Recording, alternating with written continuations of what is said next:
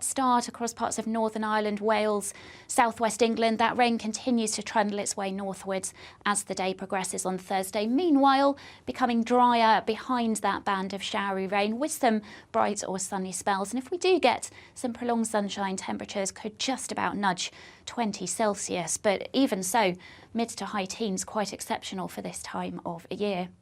Now, through Thursday evening, that showery rain continues to move northwards across Scotland, and then the next band of rain pushes in from the west, bringing some quite heavy and persistent rain for a time across Northern Ireland, and that will eventually push into other western parts of the UK overnight Thursday and into Friday morning. Meanwhile, Thursday night, another very mild night underneath all that cloud. So Friday, quite a wet day, particularly across western parts, some heavy bursts of rain at times, maybe even the odd rumble of thunder.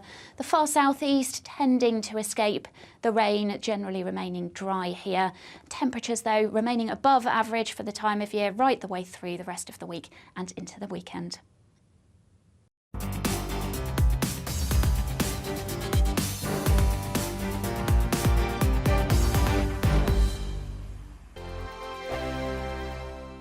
Weekday afternoons on GB News, we've got the whole of the UK covered. From 12 to 3, it's GB News Day with me, Mark Longhurst. And me, Gloria Di Piero. You'll get the very latest on everything that's been going on across our great nation. And from 3 till 6, watch out for GB News Live with me, Patrick Christys. I'm not here to mess around. With all the biggest topics and guests, you will always be up to date. GB News Day and GB News Live from 12 p.m. Only on GB News. The People's Channel, Britain's news channel.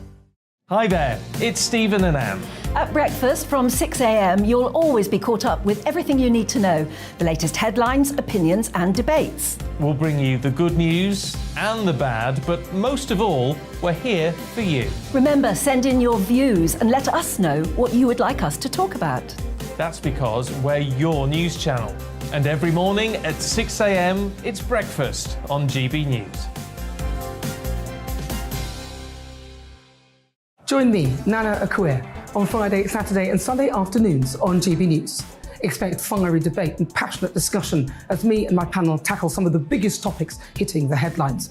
It's a place for everyone's opinion. No one gets cancelled, but no one gets an easy ride. Oh, she's on it today! Be ready for conversations that are fierce, frank, and of course, fun. Every Friday, Saturday and Sunday afternoon from 4 p.m. on GB News.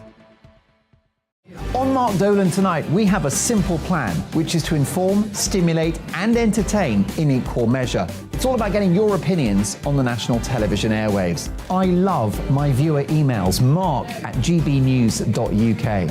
So do join me from 9 p.m. to midnight every Friday, Saturday and Sunday for big guests, big opinions and a big presenter. 6'5", don't you know?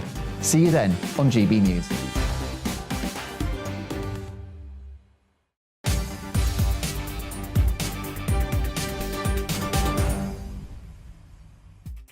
Hello and welcome to another stellar edition of GB News Live with me, Patrick Christys. Braverman is back. Bad news for tofu-eating Guardian readers, but will it be good news for people who want the illegal immigration in the Channel sorted out and flights to Rwanda actually taking off? She resigned last week over a breach of the ministerial code, which does make her reappointment controversial, but she also stepped down on principle. That principle being that she didn't think the Conservative Party cared enough about reducing both legal and illegal immigration. She is committed to getting planes to Rwanda taking off. She's committed to stopping small boats. She's committed to getting interfering foreign judges out of our legal system.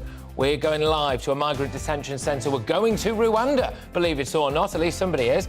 We're speaking to human rights activists and MPs from both sides of the House on this very issue. But also on the show, it was Rishi Sunak's first prime ministerial question time. It was fiery, which is what we love to see. Did he put Starmer back in his box? We'll dissect all of that. Plus, we've had a cabinet reshuffle. Well, is there now going to be a royal reshuffle? Prince Andrew and Prince Harry's roles are being called into to question when it comes to them standing in for King Charles on official duties. That's been raised in the House of Lords. Perhaps they could both get on the next flight to Rwanda as well. I want to hear from you today, though. gbviews@gbnews.uk. We are the People's Channel, and I want to hear from you on these issues, OK? Are you happy that Braverman is back? Will the Tories get immigration right this time? gbviews@gbnews.uk. But before that, it's your latest headlines.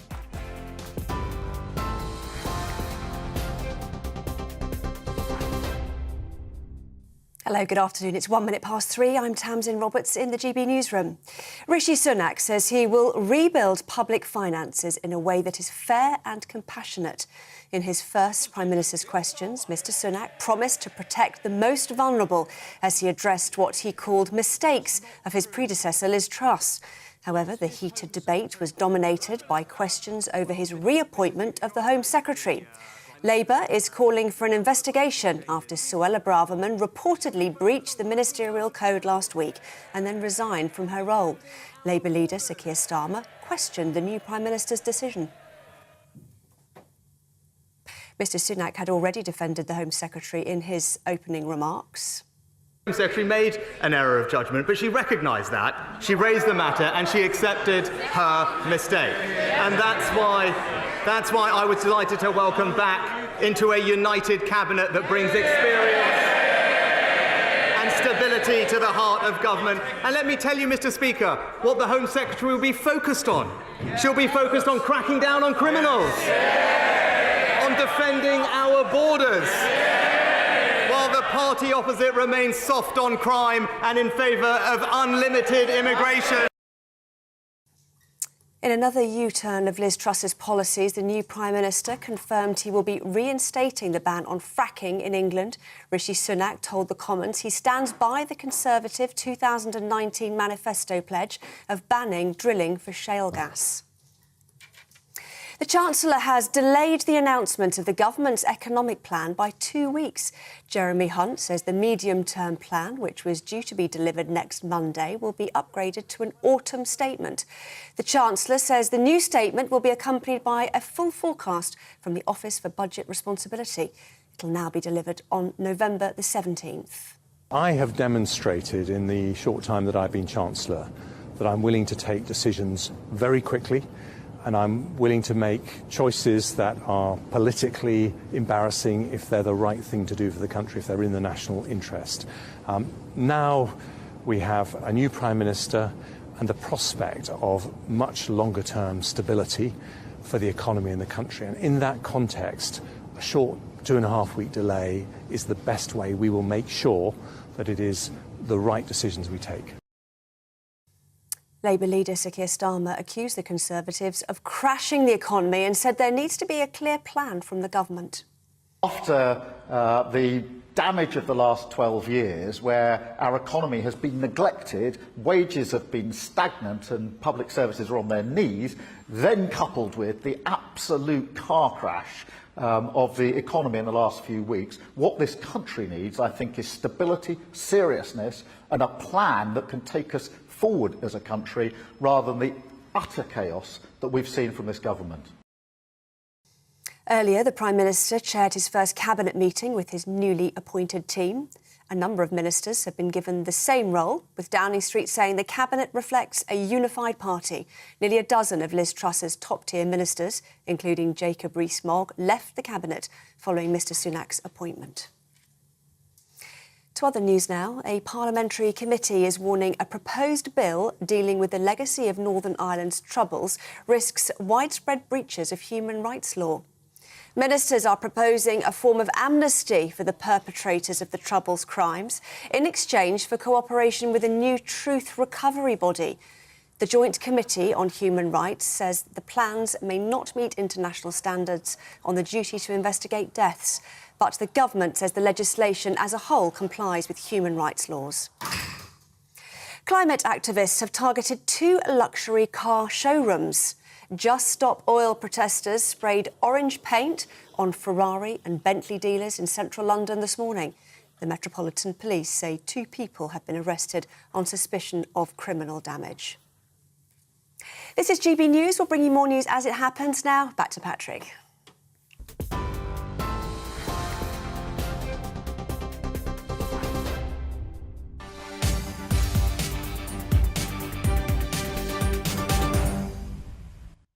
Hello, everybody. Now, the big cabinet news was that Suella Braverman returned. Braverman bites back. Watch out, the tofu-eating Guardian wokerati. But is it watch out illegal immigrants as well? My blood boiled when I saw Nigel Farage's report about a woman finding an asylum seeker hiding in her house.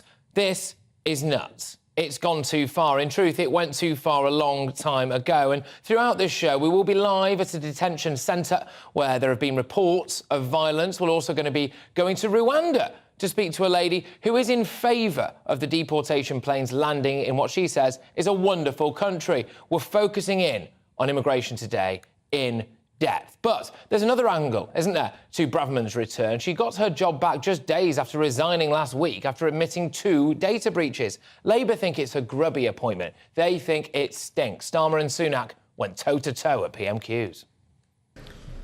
Was his Home Secretary right to resign last week for a breach of security? Well, he asked about the Home Secretary. The Home Secretary made an error of judgment, but she recognised that. She raised the matter and she accepted her mistake. And that's why I was delighted to welcome back into a united cabinet that brings experience and stability to the heart of government. And let me tell you, Mr. Speaker, what the Home Secretary will be focused on.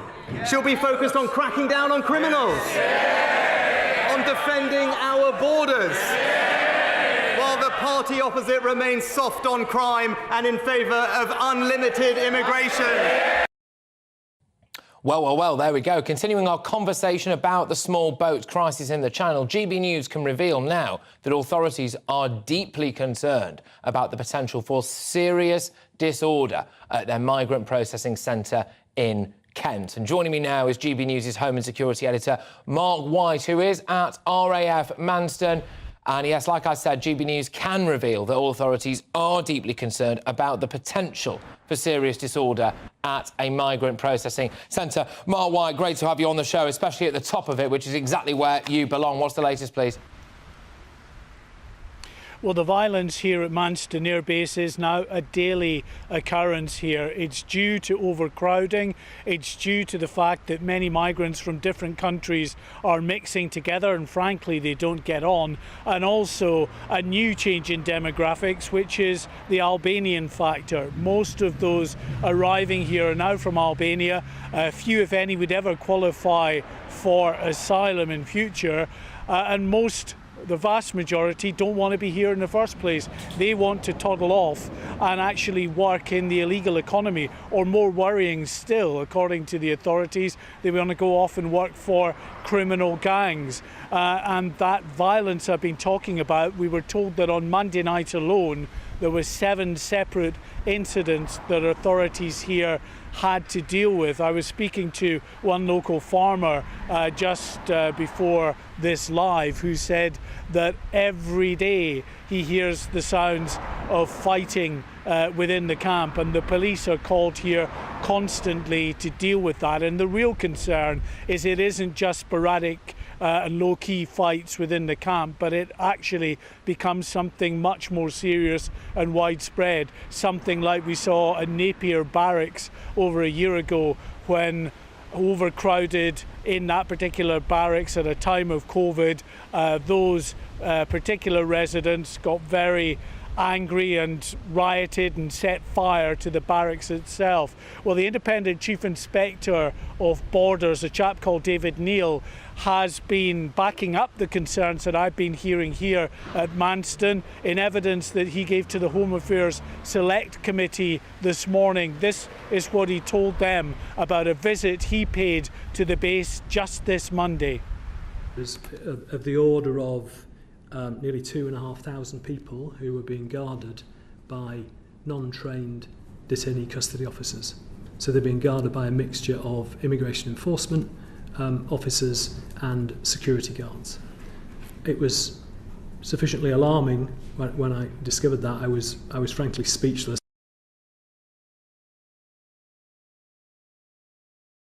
Authorities are concerned.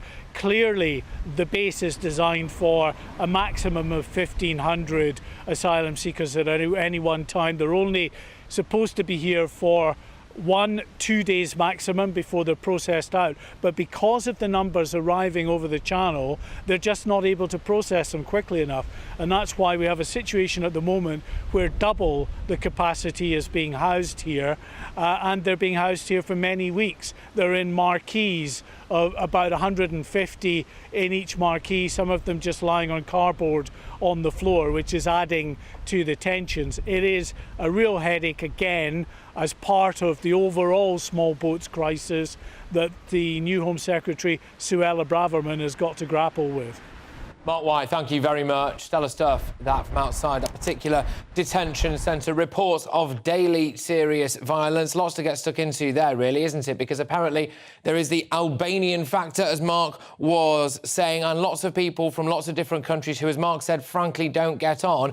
Are we now dealing with imported drama from other countries, potentially a little bit like we saw on the streets of Leicester and Birmingham quite recently? What do you make of that? Will Suella Braverman's reappointment now mean anything for what's been going on there? Shortly, I'm going to be joined by Out Mehmet of Migration Watch, who's got some quite concerning information about the potential for these people to maybe just be given return letters, i.e. released, and then hoping that they come back. I think there's a fat chance of that happening. But let's talk to Liberal Democrat Treasury spokeswoman Christine Jardine, who was at PMQs yesterday. Christine, thank you very much. Great to have you on the show. What do you make of Braverman's return? Braverman's back.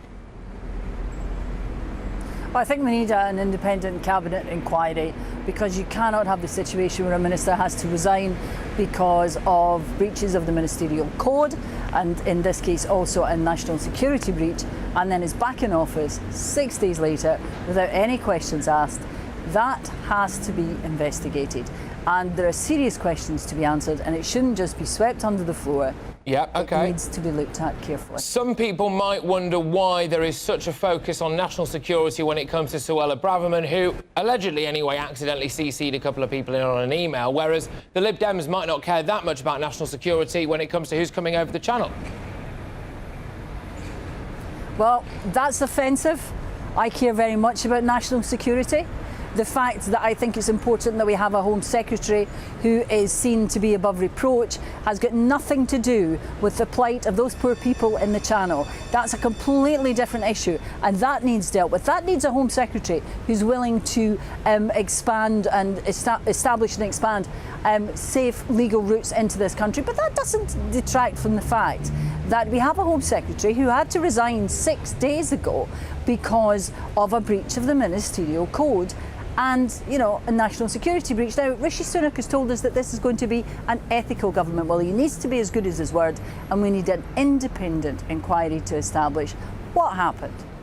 OK, I mean, that inquiry could take a period of time. Her response and Rishi Sunak's response, in fact, her response at the time was that it was an honest mistake. Have you never made an honest mistake? Yeah, but I've never breached national security or the ministerial code, and that is the issue here. She's the Home Secretary. The Home Secretary is responsible for national security. We cannot simply brush this under the carpet. The public needs to be reassured, if nothing else, that the person in that job, she may have made an honest mistake, but we need to have an inquiry to establish that. Want the clarity on it, and I can understand that, Christine. I can. I do think, though, that the public are also desperate to get what's going on in the Channel sorted, illegal immigration in general sorted, and potentially, dare I say it, maybe even the numbers when it comes to legal immigration. Do you not think the vast majority of the British public care more about that than they do about whether or not she accidentally CC'd someone into an email? I think the problem of illegal immigration is one that this government has failed to address, and that is the problem. Now, if we're going to address it properly, we need a Home Secretary in which people have faith, someone who they have confidence in. And that is the problem here. We have someone who's been appointed 6 days after having to resign. We need to look at the situation seriously. We need to accept that the problem will not be solved simply by turning back boats. We need safe, legal routes to protect these people, apart from anything else, from people smugglers. OK, all right. What do the Lib Dems do right now, though, about the problem involving violence at the camps that we're hearing there at RAF Moreton? What do you do about that right now? What do the Liberal Democrats? What the Liberal Democrats do is say that what we need is decent facilities for people who have arrived in this country. We need to treat them.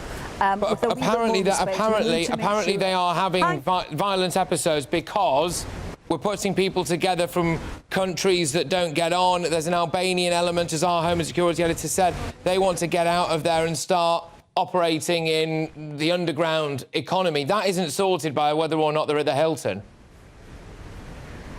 It's sorted by having an efficient Home Office, an efficient system, and we don't have that. I have constituents who've been waiting for months, legal immigrants who've been waiting for months, asylum seekers who've been waiting for months, in some cases more than a year, for their paperwork to go through. We need a Home Office that is fit for purpose and operating properly and addressing these systems. We don't have that at the moment, and that is what we need a Home Secretary to address. All right. Christine, thank you very much. Great to have you on the show. Christine Jardine there, who was at Prime Minister's questions and, of course, is the Liberal Democrat Treasury spokeswoman. I'm joined in the studio right now by the chair of Migration Watch UK, Mehmet Alp. Great to have you on the show. We were chatting a little bit before, and you had serious concerns about the fact that there's now so many people to deal with at these camps. You're worried that there might be some kind of letter system. They can give in a letter, they can go out, and then in the hope that they return. Is that true? That's what I think is inevitable, frankly. You've got a lot of people in a place that is designed to take far fewer than are actually there. There are tensions in there. There's sickness, we gather. We don't know exactly what. There are conflicts. What else are you going to do other than move them? And if you move them, and if you say to them, right, here's a bit of paper, you haven't been given admission, only temporary admission, you've got to come back and talk to us, then they will go off and into the underground. How did you feel when you learnt about a report that Nigel Farage brought us, which, by the way, was denied, remarkably denied by the local paper in that area, about a woman opening her front door, there being an asylum seeker in her home. He was upstairs in what happened to be her grandson's bedroom, for goodness sakes. We had 2 phones saying, please get me to Manchester. I mean, is this a shock to you? How does that make you feel? Because residents in that area now are having to lock their front doors. The local primary school is having to monitor children within its own school gates because of this. We can't live in a world like this. No, it's shocking, frankly. It's appalling that we've lost control to such an extent that, frankly, we don't know who's coming in. Having arrived, we don't know where they are. And effectively, they are saying, I'm coming to your country whether you like it or not, and I'm going to stay here. And that is what sort of sovereignty is that, for goodness sake? Yeah, 100%. How do you feel about the fact that Suella Braverman is now back at it? Because a lot of people are saying, yes, I'm very happy that Suella Braverman is back. She did resign over that ministerial code issue. I do suspect that there was more to do with the fact that she wasn't getting what she wanted over illegal immigration. But some people are saying, we've heard it all before from the Tories. Now it will be no different. Well, it's only 6 days since she stepped down. If I have to say, having worked for the government for 40 years, what she did and what she's really being lambasted for is minor compared to some of the things that I saw going on in ministerial offices and that was over 20 years ago, admittedly. What I would say is look at who's actually criticising, and I wonder if they were honest, if they wouldn't say, actually, we don't like her policies, that's why we don't want her there. And that is what it's all about, in my humble opinion. I've got a massive concern, Alp, an absolutely massive concern that we are importing foreign drama and foreign problems. People from countries that don't get on. Our very own Home and Security editor, Mark White, said there are people in these camps from different countries. Those countries don't necessarily always get on. He said there is an Albanian element to this as well. 7 reported incidents on Monday alone. Police there every however long. I'm concerned about what happens, not just if they're in these camps, but sometimes if they get released out into the wider community as well, those problems just spill out onto the streets of Britain. Of course they do. And they will do more and more, frankly. We've got nearly 40,000 people who've just come across the channel illegally.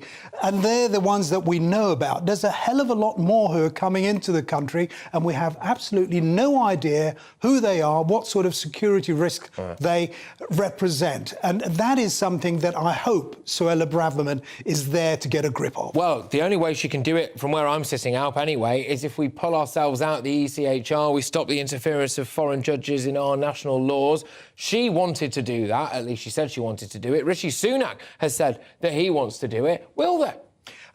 Well, if we do... look, there are two things here. One, if we pull out of the ECHR, that's not going to solve all our immigration problems. And personally, I don't think it's actually going to stop people from coming over. Will it make it easier for the planes? It will make it slightly easier for us to remove them. Although don't underestimate the will to stymie it all in the courts, which is what's going to happen anyway. I think that those coming over should be held in better accommodation, in better places than is now happening at Manston, dealt with quickly and removed, either sent back or sent on to places like Rwanda, third countries, safe countries, or back to their own countries. That is what needs to happen, and needs to happen quickly. And news as well, by the way. We're going to be talking about that particular issue in depth, so we're going to focus in on that singular issue towards the end of the show, but potential for border force strikes over Christmas. Now, I've got some sympathy for our border force. I think they're under-resourced, don't get me wrong. However, some other people say they might as well have been on strike for the last however many years. Well, that's slightly... As a former border force official myself, I have to stick up for them. They're in impossible circumstances, frankly. I think they could do with more resources, but they could also have the legal backing, the legislation and the rules to back up what they know needs to be done. Well, is it like going into work every day with your hands tied behind your back? Well, if it only just your hands tied behind your back, frankly. Your feet as well and everything. It's awful. It really is. All right, Alp, look, thank you very much. Always an absolute pleasure, my good man, Alp Mehmet there, who is the chair of Migration Watch UK, a leading authority when it comes to what is, frankly, for a lot of people, the biggest issue facing this country. Right, GBNews' political correspondent Tom Harwood joins me now from Westminster. There we go. Tom, thank you very much. A gripping instalment of Prime Minister's questions. The Braverman issue was a big one. It's going to be an issue rumbling on, an issue that the Labour Party thinks is about ethics and integrity. They said it was grubby that she was there. What's the latest, please? Yes, this is certainly one of the big sticks with which the Leader of the Opposition is trying to beat the new Prime Minister. Why? Because it shows a narrative in the mind of the Labour Party that this is a Prime Minister who wasn't entirely in control of his party, that this is a Prime Minister who allegedly did a deal with someone that he may well be ideologically opposed to in order to win her support and get into number 10. That's the allegation. Of course, Rishi Sunak and those around him would deny that any deal was done to receive the support of Suella Braverman, but clearly she is back in her old job after a scandal. Now, of course, those around Suella Braverman would say that this was a minor mishap. It wouldn't ordinarily be a resigning issue. Some people have had sort of little breaches of the ministerial code before that have been more overlooked and not turned into such a big deal. But to her detractors, this was an incredibly big deal. This was sensitive information sent from a private email account to a maverick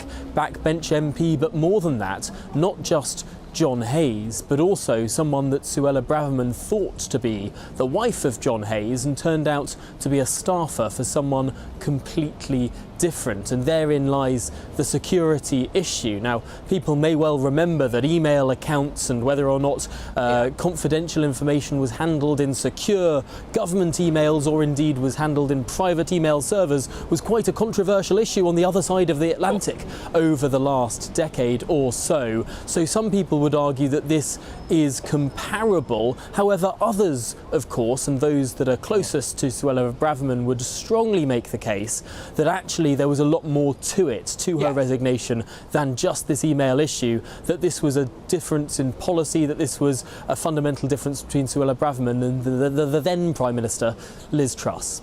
Yeah, indeed. Just one more with you, Tom, because that is really kind of the key point, which is, firstly, was this even really the issue why she went? I suspect it probably wasn't. Secondly, is it actually really that serious when you look at it? Thirdly, I can't help but wonder, Tom, whether or not Labour are now a little bit thrown by Rishi Sunak pulling a cabinet rabbit out of the hat, and now they're going after the old ethics. They're just trying to go back to the Boris Johnson days, when in reality, this isn't that bad. Yes, it's very hard to see where the Labour Party sort of finds its consistent attack line, because of course we can see in the cabinet now that there are people who are truly committed to dealing with that small boats crisis, with illegal migration, for example, like Suella Braverman in very key, great offices of state. But also there are sort of some Cameroons who have been brought back. Michael Gove is in as the Levelling Up Secretary. Of course, Mark Harper, the former Chief Whip under David Cameron, is in as Transport Secretary. There are a number of people who came from that sort of coalition era or early majority government Conservative 2015 era politics who are now back in the cabinet as well. Rishi Sunak is sort of playing a very broad bat in terms of his cabinet, so it's hard to see where the Labour Party does find a niche. So it does look like the predominant criticism now is this idea that if it was right for Suella Braverman to resign last week, why is it right for her to come back? But as you rightly say, Patrick, yes, there was so much more to it than that. I wonder if they'd be better just saying that, actually, Tom. Thank you very much. Tom Harwood, they're our political correspondent from Westminster. What do you make of this start to the show, people? We're going to be focusing in on the big cabinet appointment, really, throughout the show, OK? That was Suella Braverman being brought back. Labour, they're up in arms. They can't handle it. They can't stand it.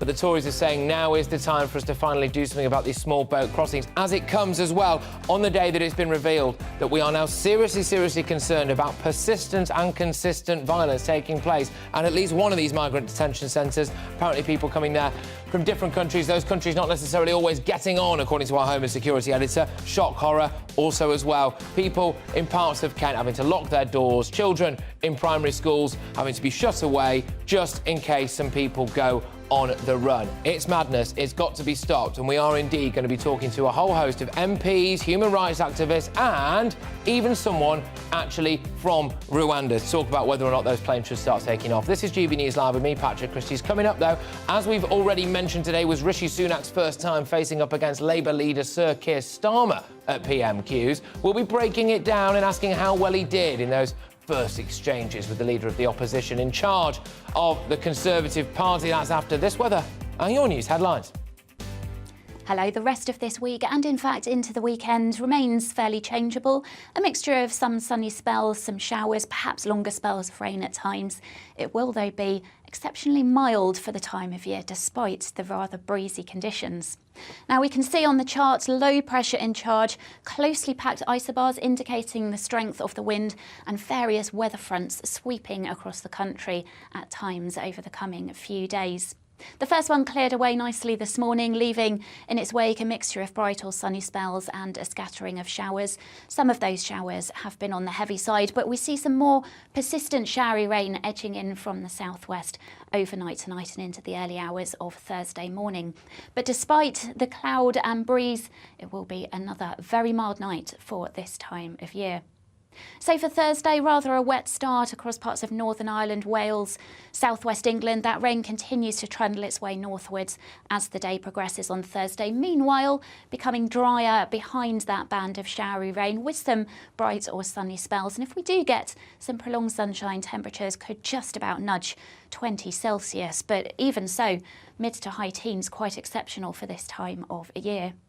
Now through Thursday evening, that showery rain continues to move northwards across Scotland, and then the next band of rain pushes in from the west, bringing some quite heavy and persistent rain for a time across Northern Ireland, and that will eventually push into other western parts of the UK overnight Thursday and into Friday morning. Meanwhile, Thursday night, another very mild night underneath all that cloud. So Friday, quite a wet day, particularly across western parts, some heavy bursts of rain at times, maybe even the odd rumble of thunder. The far southeast tending to escape the rain, generally remaining dry here. Temperatures, though, remaining above average for the time of year right the way through the rest of the week and into the weekend.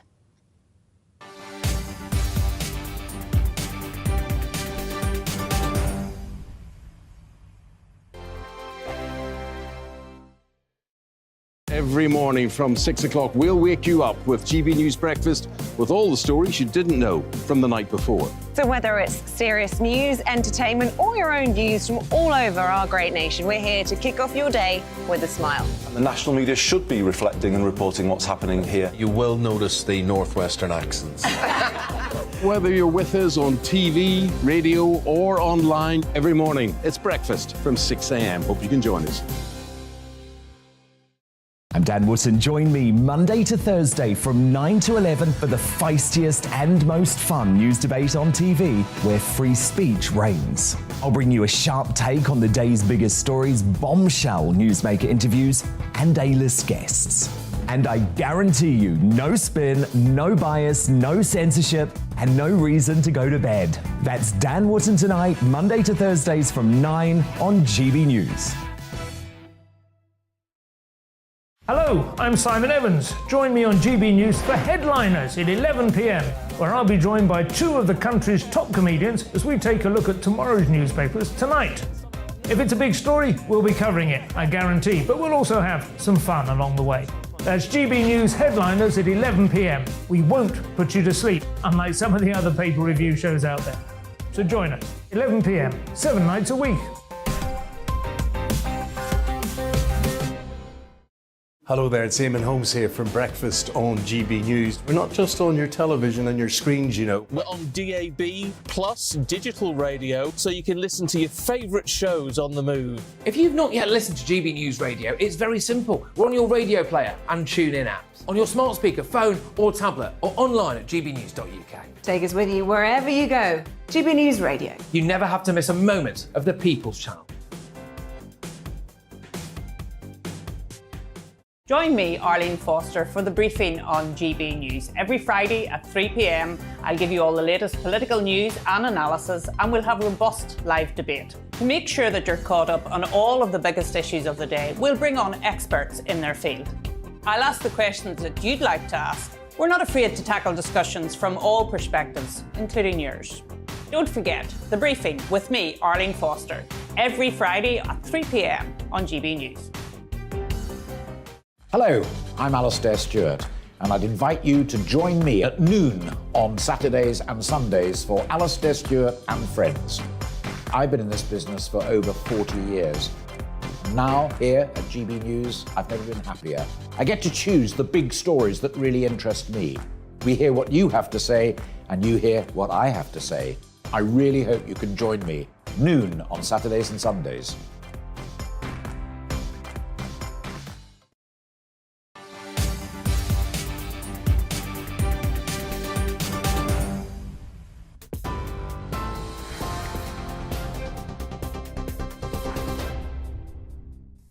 Hello, good afternoon. It's 3:33. I'm Tamsin Roberts. Here are the headlines from the GB newsroom.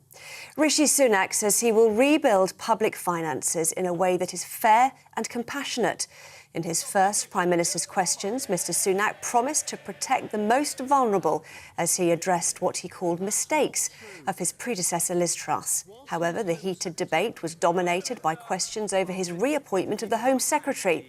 Labour is calling for an investigation after Suella Braverman reportedly breached the ministerial code last week and then resigned from her role. Labour leader Sir Keir Starmer questioned the new Prime Minister's decision.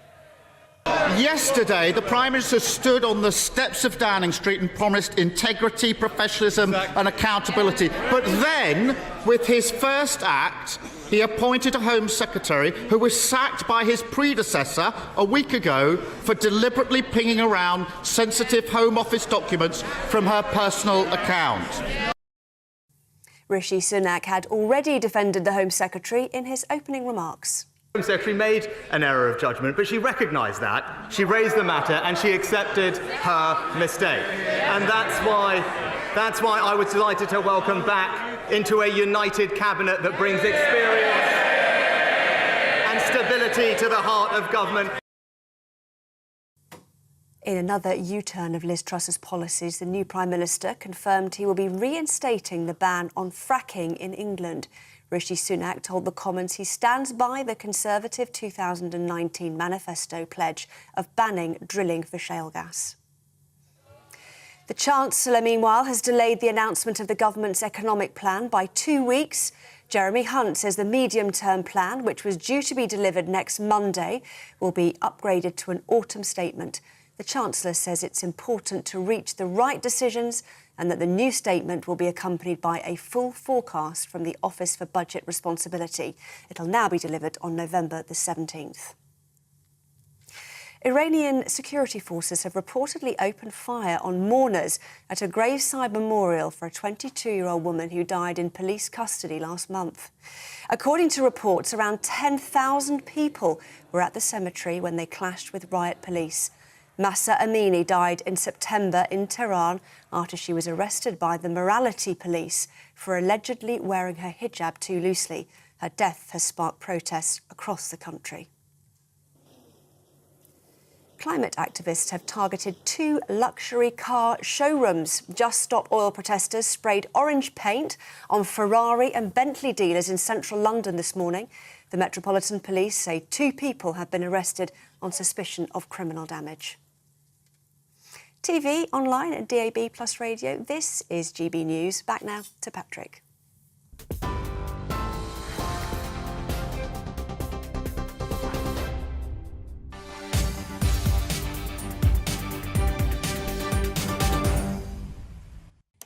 Yes, well, Prime Minister Rishi Sunak faced Labour leader Sir Keir Starmer at his very first Prime Minister's Questions today, and the pair clashed over the reappointment of Suella Braverman as Home Secretary, non-dom status and, of course, funding for deprived areas. I'm quite keen to set the record straight on that one, actually. And in spirited exchanges, the Labour leader also challenged the Prime Minister to have a general election. Wow. Joining me now is our political editor, Darren McCaffrey. Darren, thank you very, very much. A spirited first Prime Minister's Questions for Rishi Sunak. The big issue on the table immediately was the appointment, I suppose, of Suella Braverman, the reappointment of Suella Braverman. Labour claiming that there's an ethical issue there.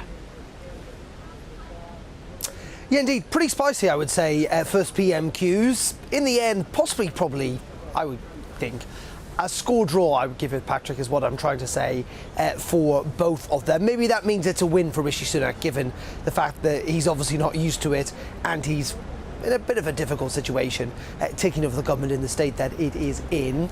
Yes, let's talk about Suella Braverman, first of all, in the sense that there is a lot of controversy this afternoon about what potentially the role of the Cabinet Secretary was in her reappointment as Home Secretary. Now, Suella Braverman resigned about essentially this time last week, actually, as Home Secretary, after she admitted she'd made a mistake by sending on emails that she really shouldn't have done and CCing in people that she really shouldn't have CC'd in by mistake, and then apparently not owning up to it until she was caught out. So we're told that Sir Simon Case, the Cabinet Secretary, did express disquiet about all of this, that he didn't think it was appropriate, given the fact that Liz Truss had assumed that she'd broken the ministerial code, that she should be allowed to become Home Secretary again with the security implications.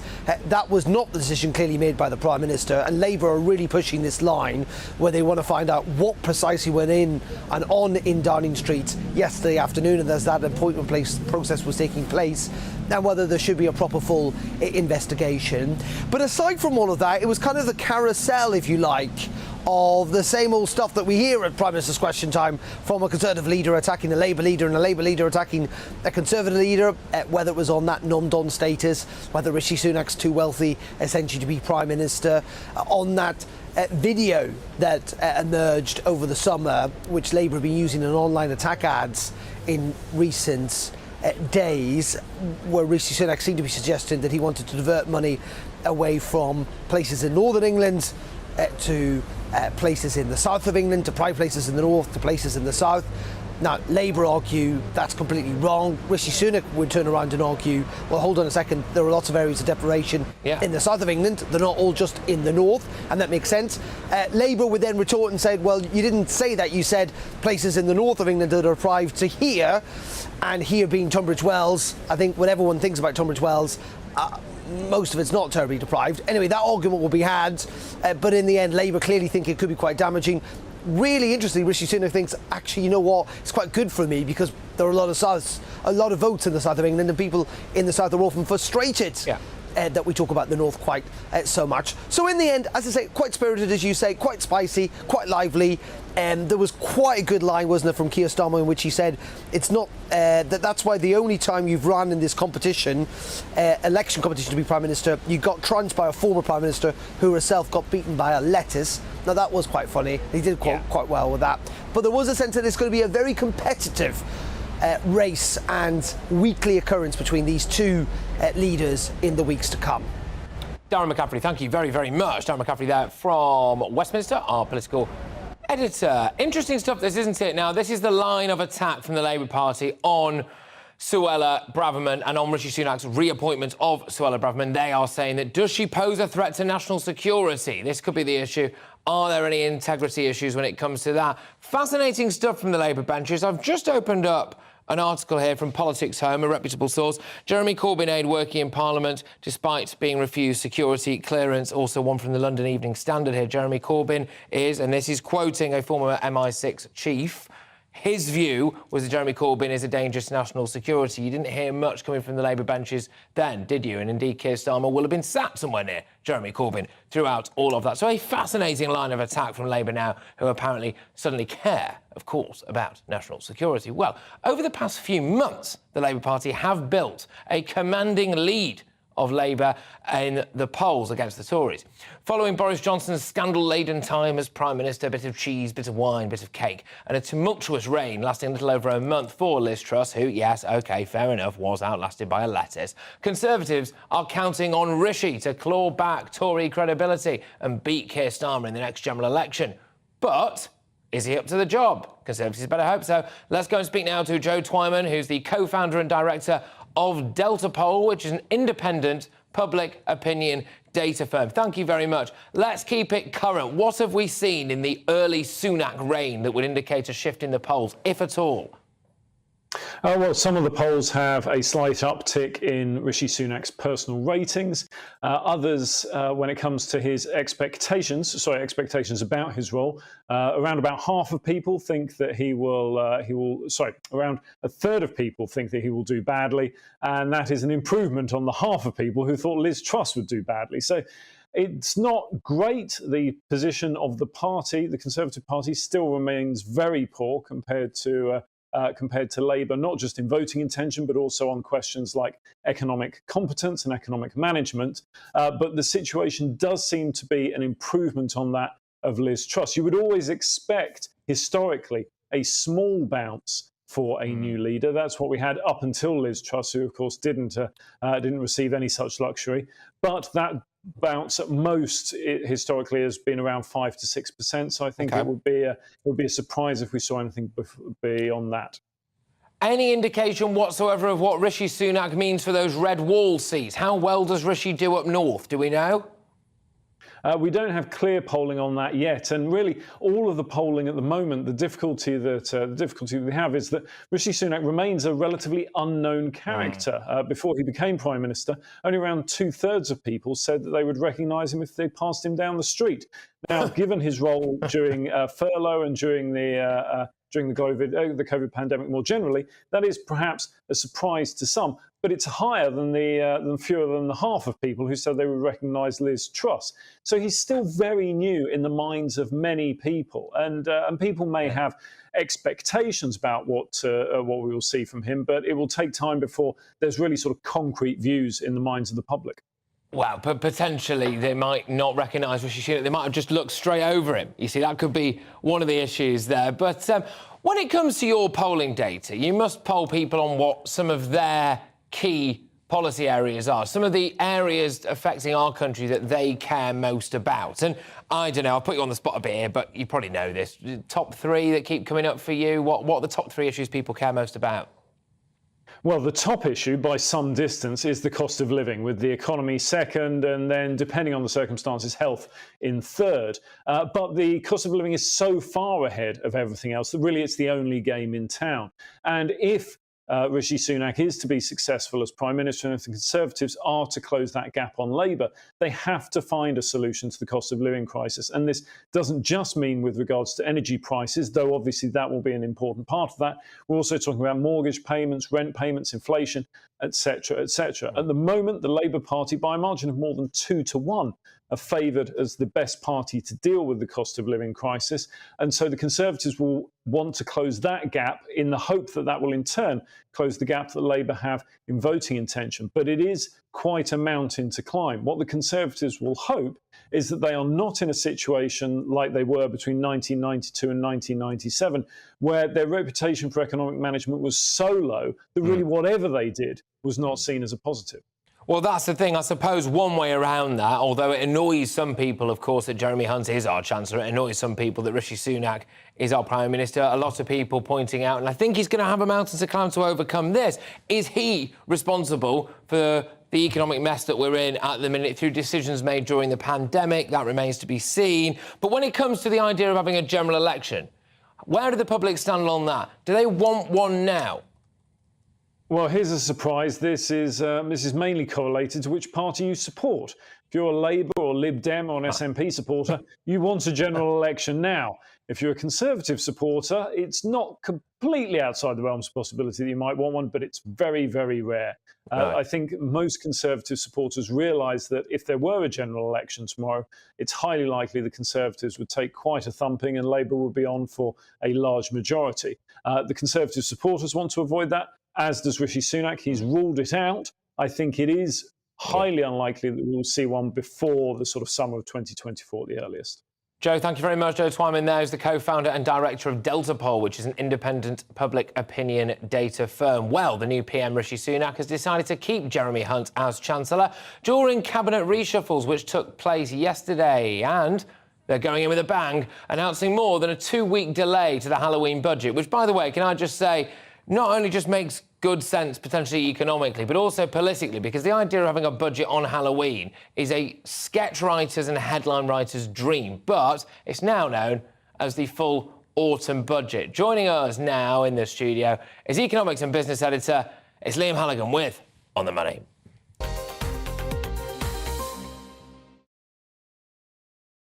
So we can breathe for another couple of weeks, a few weeks, can we? The markets have certainly calmed down a little bit. A lot of people, in politics, the media class will say, oh, it's all because of changing the faces on the doors at the top of government. It isn't. It's a bit about that, but it's also about other things like the price of wholesale gas coming down, which makes the energy price cap cost the government less. Like the fact that the rate of growth of house prices in America is slowed a bit, so the dollar's got weaker, so the pound looks stronger. Yeah. But it does look a lot better. Just to say, Patrick, over the weekend when Tory factions were warring and we were going to have another sort of psychodrama leadership contest, it was costing the government on Friday night 4.2% a year to borrow money for 10 years, which is very, very high. And, of course, that ripples across mortgages and personal loans. The figure now is 3.56%, a major reduction from 4.2 to 3.56. So, as I've said throughout the day today, if you are remortgaging, if you are trying to get a new mortgage, you might just want to wait a little bit more because the trend certainly seems to be down in terms of government borrowing costs, and that's the kind of benchmark from which the mortgage providers set their borrowing costs. And with the pound slightly stronger, that makes our imports a little bit less expensive, and so it looks a bit better for inflation. Look, we've still got, as Rishi Sunak himself said outside Downing Street yesterday, profound economic challenges, but there are chinks of good news here, chinks of light at the end of the inflationary tunnel. So a bit of a positive economic picture to an extent. Just quickly, Liam, because I know I'm going to be talking to you throughout the show, I wanted to ask you this yesterday. We're not going to be seeing the usual wars between number 11 and number 10, because realistically, the Chancellor is both the Prime Minister and the Chancellor now, isn't it, in terms of Rishi Sunak? Do you think or not? I think they always set out like that. Tony Blair and Gordon Brown set out, they were bosom buddies, but in the end, there's always tension between number 10 and number 11, and there's going to be tension across the cabinet. We're in a bit of a sort of fuzzy honeymoon period at the moment.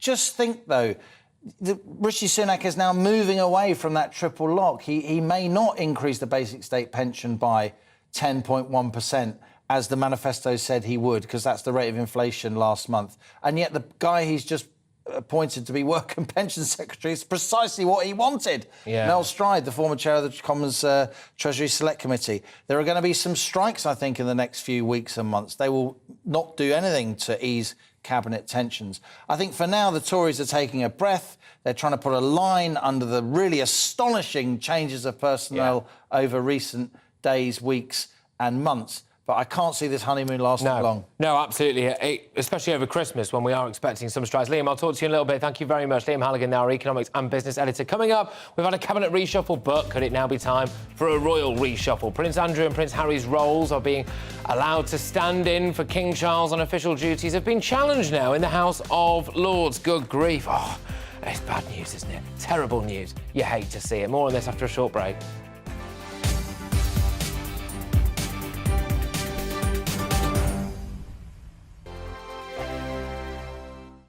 Join my show Farage, 7 p.m. till 8 p.m. Monday through Thursday. And there you will get opinion, analysis, debate, and I'll cover stories that nobody else dares to touch. You've been cancelled. Join the club. Oh, my goodness me. And then for the last 15 minutes, talking pints. We're over a drink. We have a civilised conversation with someone. We very often disagree, but we do it in a grown-up way. Come and join me on Farage. We are GB News. And we'd like to say thank you to each and every one of you for helping our great nation find its voice. We're absolutely everywhere. Across England, Scotland, Wales and Northern Ireland. On TV, on radio and online. We're proud to be the People's Channel, Britain's news channel.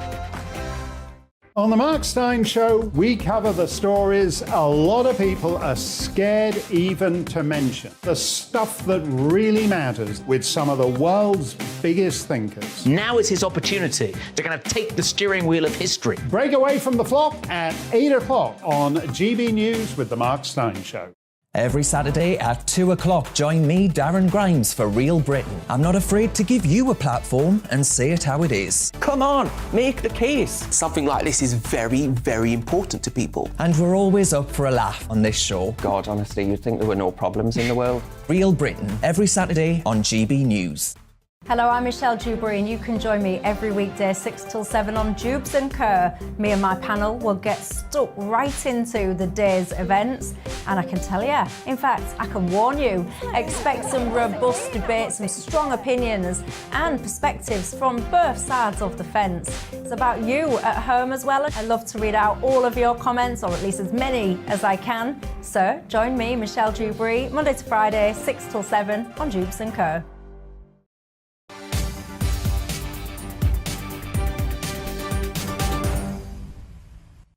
Well, we've been talking about a cabinet reshuffle. Now it's time to talk to you about a possible royal reshuffle, because Prince Andrew and Prince Harry's role in being allowed to stand in for King Charles for official duties has been challenged in the House of Lords. It could mean the dropping the Dukes of Sussex or York being involved in affairs of state in the absence of the King. Let's speak to our royal reporter, Cameron Walker. Now, Cameron, what does this actually mean? Hello, Polly Middlehurst, who's going to read the news in a minute. So this is to do with the councillors of state, which stand in for the King when he cannot carry out official duties. For example, if he's gone abroad on a tour, if he's ill or if he is incapacitated. The last time we saw this happen was when the then Prince Charles and Prince William stood in for the late Queen during the state opening of Parliament earlier this year. Now, as it stands, the law states, the Regency Act 1937, that it's the spouse of the monarch and the 4 heirs to the throne who are over the age of 21, which means Prince Andrew's a councillor of state, Prince Harry is a councillor of state,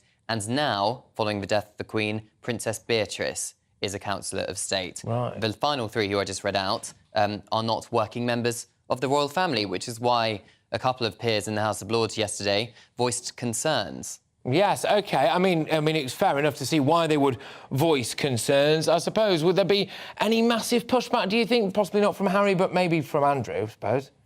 Well, perhaps but he is no longer a working member of the royal family. I think the idea is, from my understanding, that there has been talks over the last few months between palace officials and government ministers to perhaps change the law to make sure that it's only working members of the royal family who can take up the role as councillors of state, which would perhaps lead the way for maybe Prince Edward or Princess Anne to undertake those duties. They're a bit more popular anyway, aren't they? So it might be quite a nice thing for the royal family. It might be a sensible move, a good reshuffle. Well, perhaps the public might approve much more of that. And I think timing is crucial because we are expecting the King and the Queen Consorts to go abroad on tour at some point next year. But we need 2 councillors of state to take their place for business here in the UK. Prince William, of course, as Prince of Wales, as the heir to the throne, will be doing that. But that leaves 1 empty spot for a councillor of state. And as it stands, the only other people on the list are non-working members of the royal family. Prince Harry,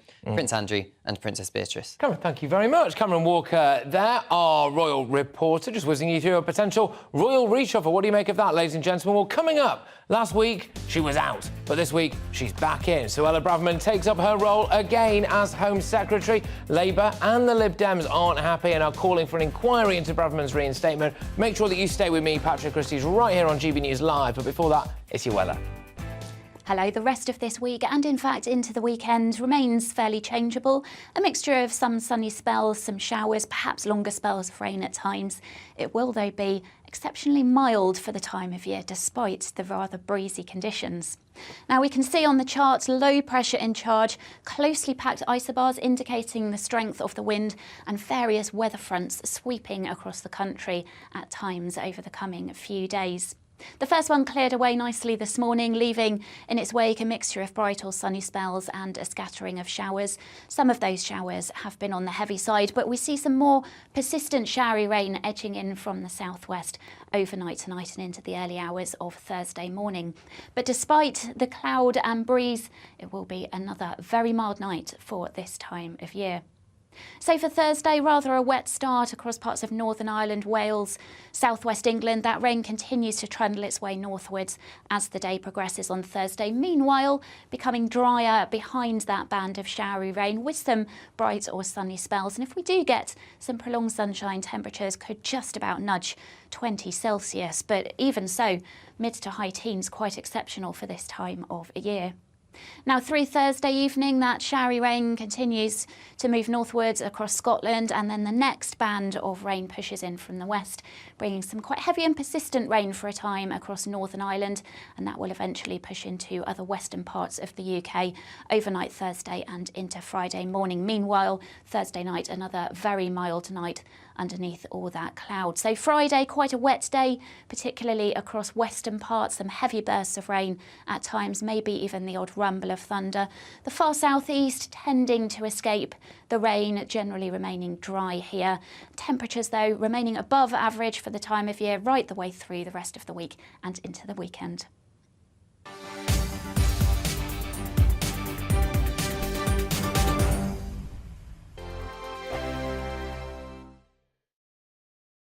Where would you like to go? Just take me to the studio, please, Matt. You know where you're going. I've got a show to do. Friday Night Feast on GB News, 7 p.m. And it's like nothing you've ever seen before. We take a different angle on the week's biggest news stories. The viewers and listeners set me some absolutely mad challenges to do. We tried to rehome a rescue dog. And yes, there's some other wacky stuff in there as well. I feel like I could take on the world. Well, that's that. Friday Night Feast with me, Patrick Christys, every Friday, 7 till 9 p.m. on GB News. Be there. I'm Mark White. As GB News Home and Security Editor, I cover those key issues that are so important to you. Our authorities, our communities doing all they can to combat violent crime. With the public services under unbearable strain, why are we still failing to control our borders? Defence, the first priority of any government, has been continually hollowed out. Can we trust our politicians to protect the armed forces? Join me, Mark White, on GB News.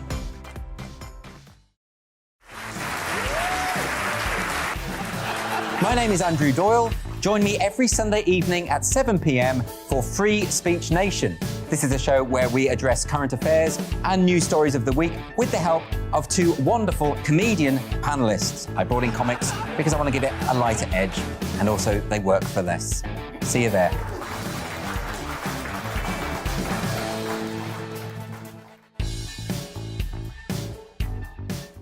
Join me, Arlene Foster, for the briefing on GB News. Every Friday at 3 p.m, I'll give you all the latest political news and analysis, and we'll have robust live debate. To make sure that you're caught up on all of the biggest issues of the day, we'll bring on experts in their field.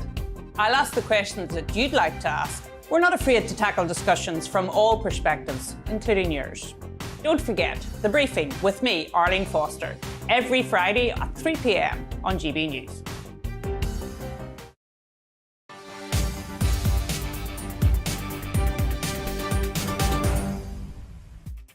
Welcome to another stellar edition of GB News Live with me, Patrick Christys. And yes, Braverman is back. Bad news for those tofu-eating Guardian readers. But will it be good news for people who do want the illegal immigration issue in the Channel sorted out and flights to Rwanda to take off? She did resign last week over a breach of the ministerial code, which does make her reappointment somewhat controversial. Labour were going at it hard in the House of Commons today, but she also stepped down on principle, that principle really being about reducing both legal and illegal immigration, or at least trying to care about it. She's committed to getting those planes to Rwanda taking off. She's committed to stopping small boats and apparently committed to getting those interfering foreign judges out of our legal system. We will be going live to a migrant detention centre shortly where there's very concerning reports coming out of persistent violence. We're going to go to speak to a Rwandan to see what she makes of her country's ability and capacity to take some asylum seekers. And we're also speaking to human rights activists and, of course, MPs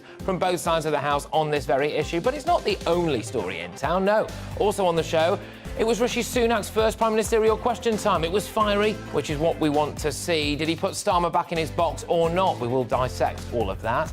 And get this, around 7 in 10 NHS trusts, on average, are failing to hit the target for seeing patients for suspected cancer, according to new analysis. A number of hospitals are failing to hit the national target for cancer referrals, and it's the highest it has been for at least 3 years. We're going to be speaking to a GP about that later in the hour, and to tie it in as well with an issue that Rishi Sunak at least claims to be in favour of, which is, should you be fined if you miss a GP's appointment? Should you be fined if you miss a GP's appointment? GBviews at gbnews.uk. Are you happy that Braverman is back? Will the Tories get immigration right this time? But before that, it's your latest headlines.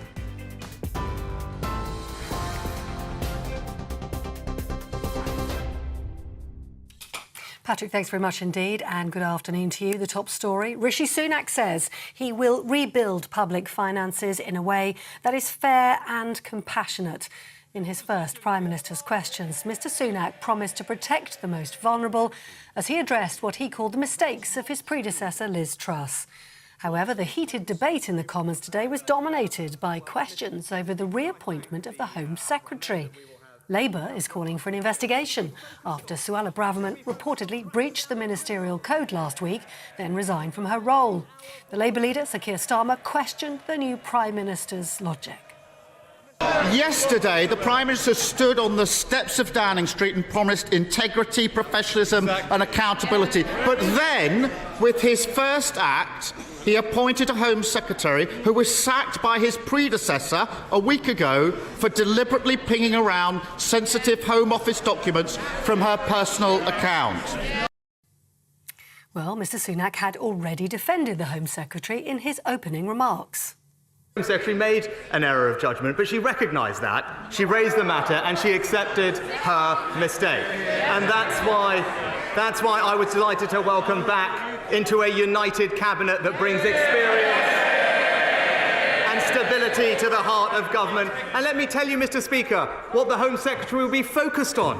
She'll be focused on cracking down on criminals, on defending our borders, while the party opposite remains soft on crime and in favour of unlimited immigration.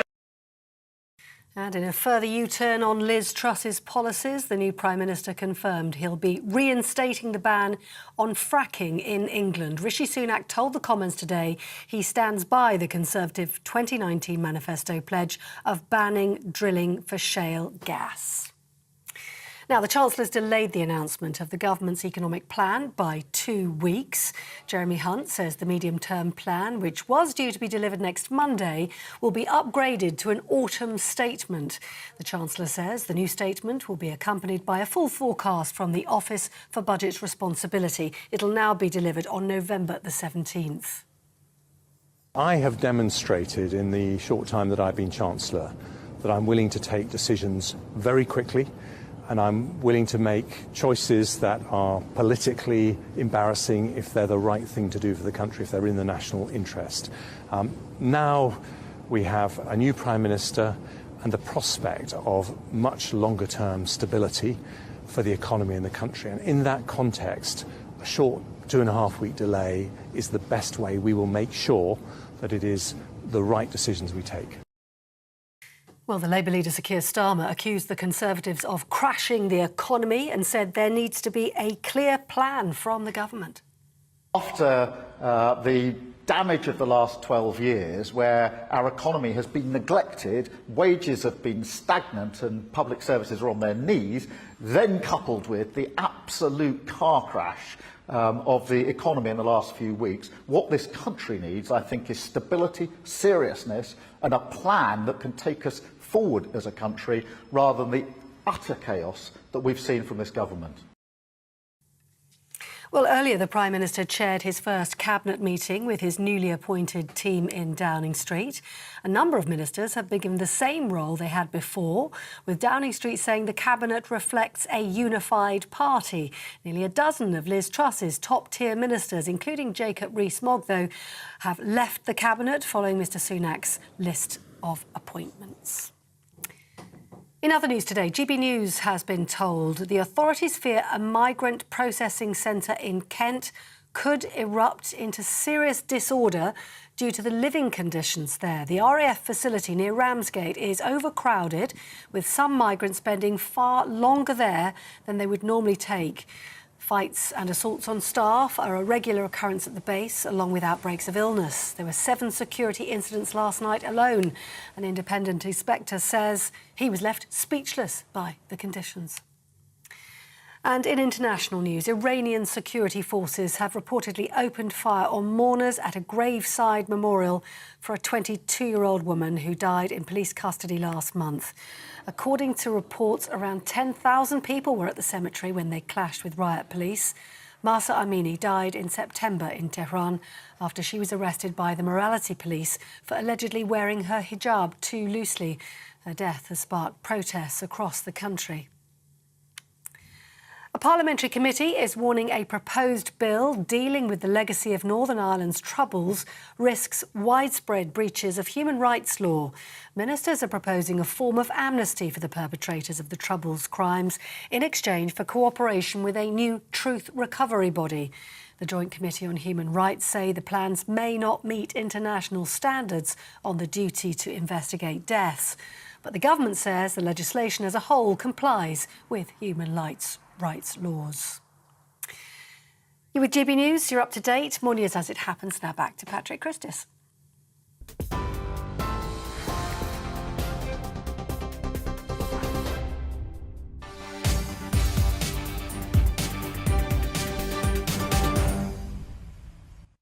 Welcome back, everybody. Now, the big cabinet news was that Suella Braverman returned. Braverman bit back, didn't she? Watch out for those tofu-eating Guardian readers. But is it actually also bad news for illegal immigrants? My blood did boil when I saw that Nigel Farage did a report about a woman finding an asylum seeker in her house. You can watch that now on GB News' online platforms. This is absolutely bonkers as far as I'm concerned. It's gone too far. It went too far a long time ago. And throughout this show, we will be at a migrant detention centre reporting from there. There have been shocking, well, not that shocking actually, but reports of violence between different people there. What kind of conditions are they being kept in? What kind of threat does that pose? We're also going to Rwanda to speak to a lady who is in favour of the deportation planes landing in her wonderful country and actually quite offended at the lazy tropes being wheeled out by certain people about the state of human rights in Rwanda. We're focusing on immigration in depth today, but there is also this other angle on Suella Braverman,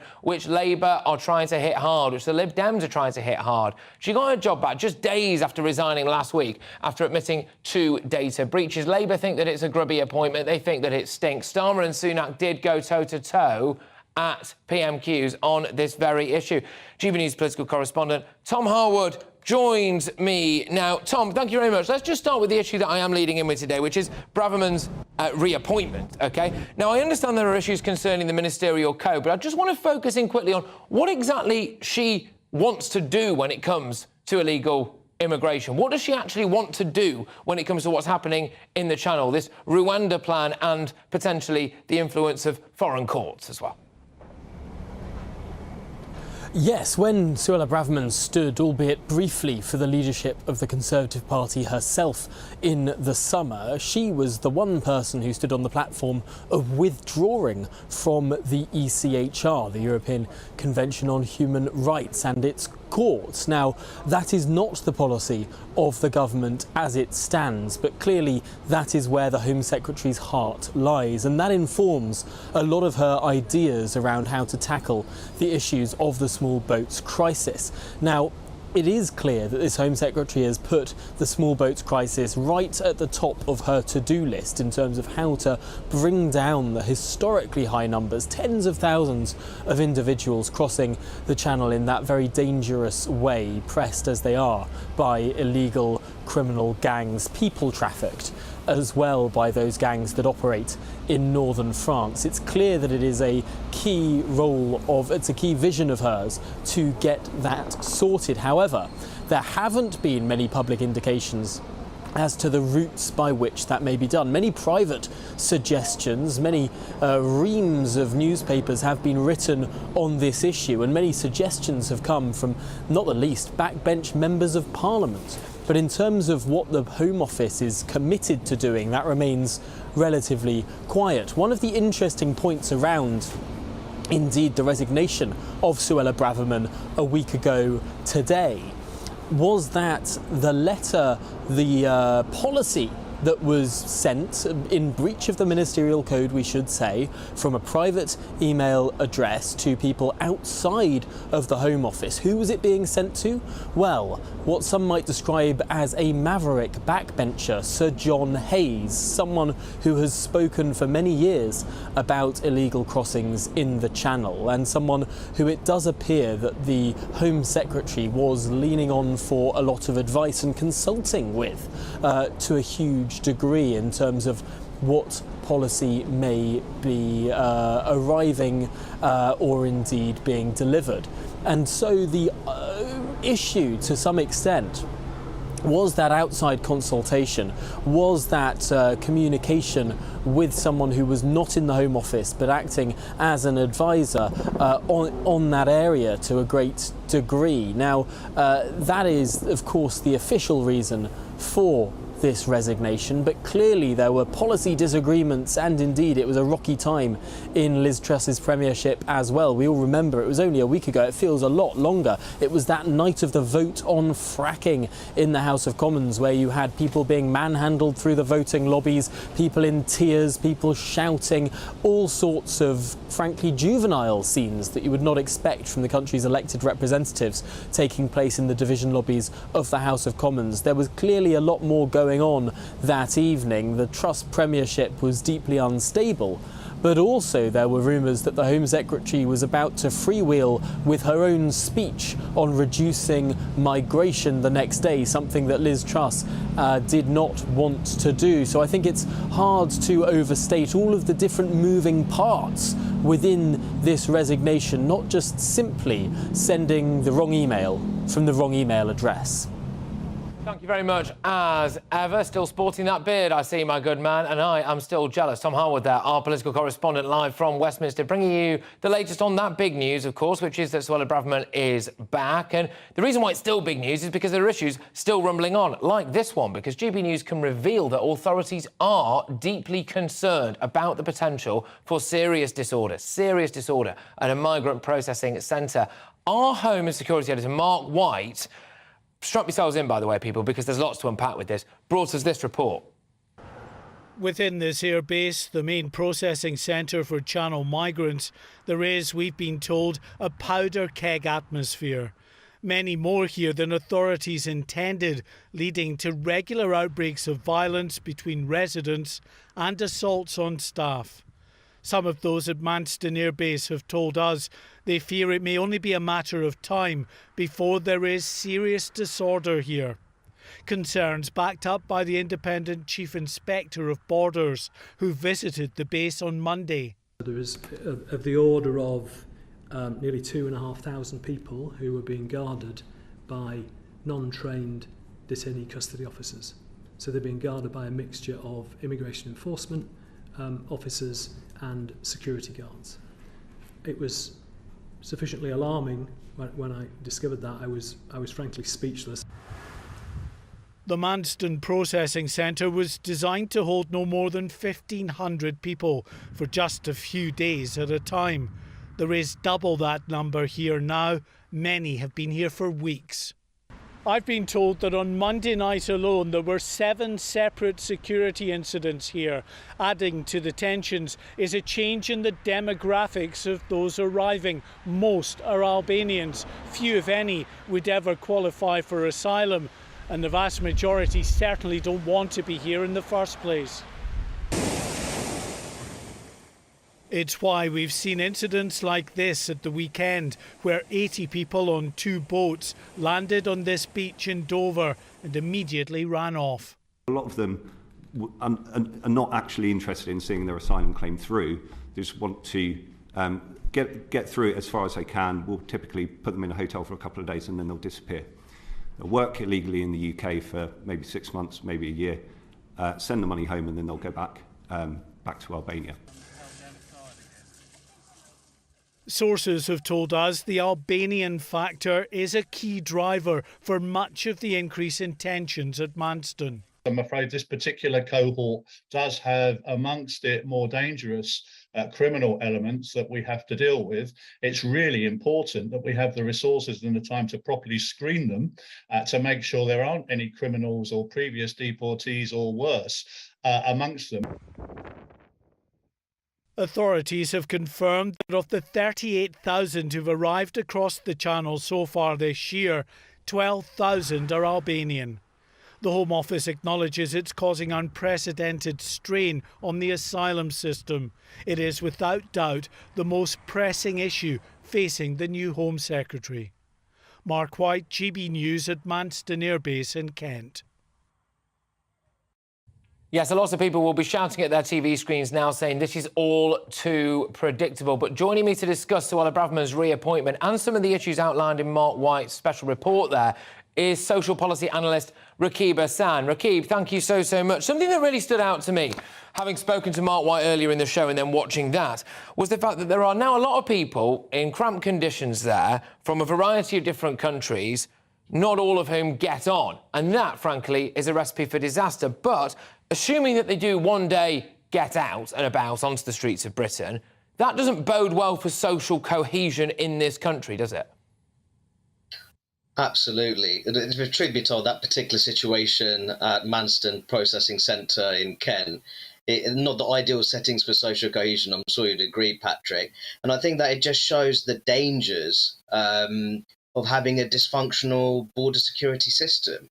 And now we have processing systems which are overstretched.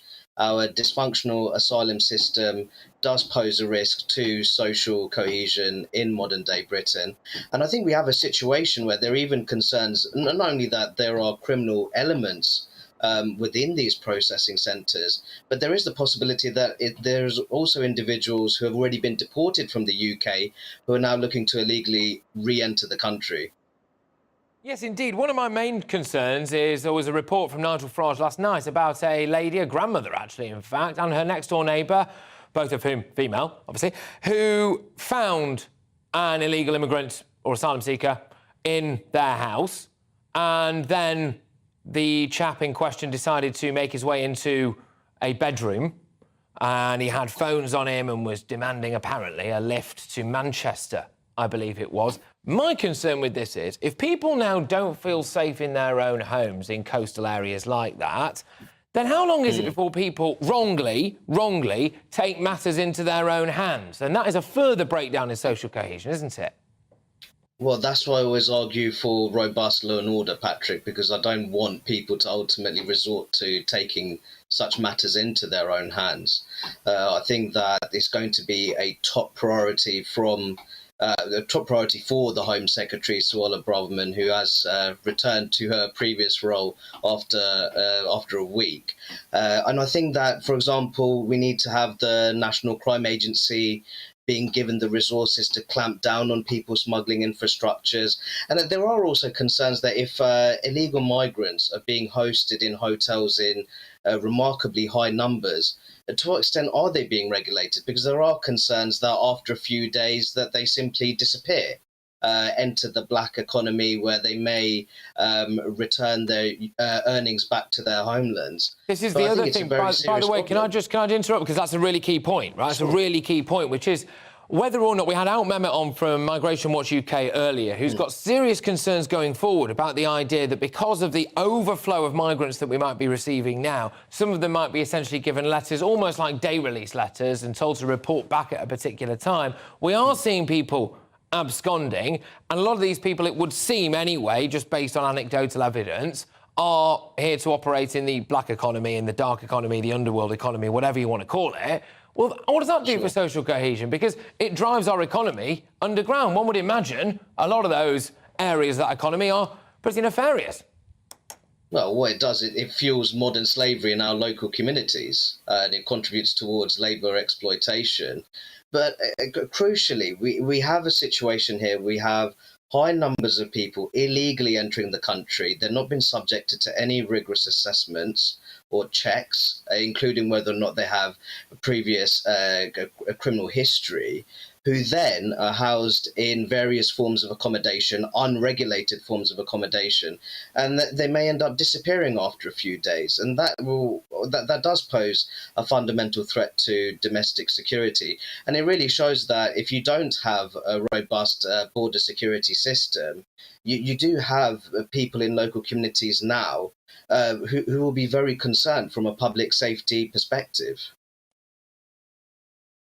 Thank you very, very much, Akibo San there, who is social policy analyst, just reacting to, well, I suppose, Suella Braverman's reappointment, but also really the social cohesion element of what's been going on and what could yet happen at various different migrant detention centres. If you're just joining us, serious concerns being raised about the security issues in various different detention centres. Violence on an almost daily basis. We are also seeing now, apparently, people absconding from other places and certainly not being picked up when they get on the beach, and in some cases as well, ending up in a grandmother's bedroom. This is GB News Live with me, Patrick Christys. Coming up, we'll bring you the latest analysis and reaction to Rishi Sunak's first Prime Minister's questions at the top of government. But before that, let's have a look at your weather. Hello, the rest of this week and in fact into the weekend remains fairly changeable. A mixture of some sunny spells, some showers, perhaps longer spells of rain at times. It will though be exceptionally mild for the time of year despite the rather breezy conditions. Now we can see on the chart low pressure in charge, closely packed isobars indicating the strength of the wind and various weather fronts sweeping across the country at times over the coming few days. The first one cleared away nicely this morning, leaving in its wake a mixture of bright or sunny spells and a scattering of showers. Some of those showers have been on the heavy side, but we see some more persistent showery rain edging in from the southwest overnight tonight and into the early hours of Thursday morning. But despite the cloud and breeze, it will be another very mild night for this time of year. So for Thursday, rather a wet start across parts of Northern Ireland, Wales, southwest England. That rain continues to trundle its way northwards as the day progresses on Thursday. Meanwhile, becoming drier behind that band of showery rain with some bright or sunny spells. And if we do get some prolonged sunshine, temperatures could just about nudge 20 Celsius. But even so, mid to high teens, quite exceptional for this time of year. Now through Thursday evening, that showery rain continues to move northwards across Scotland, and then the next band of rain pushes in from the west, bringing some quite heavy and persistent rain for a time across Northern Ireland, and that will eventually push into other western parts of the UK overnight Thursday and into Friday morning. Meanwhile, Thursday night, another very mild night underneath all that cloud. So Friday, quite a wet day, particularly across western parts, some heavy bursts of rain at times, maybe even the odd rumble of thunder. The far southeast tending to escape the rain, generally remaining dry here. Temperatures, though, remaining above average for the time of year right the way through the rest of the week and into the weekend.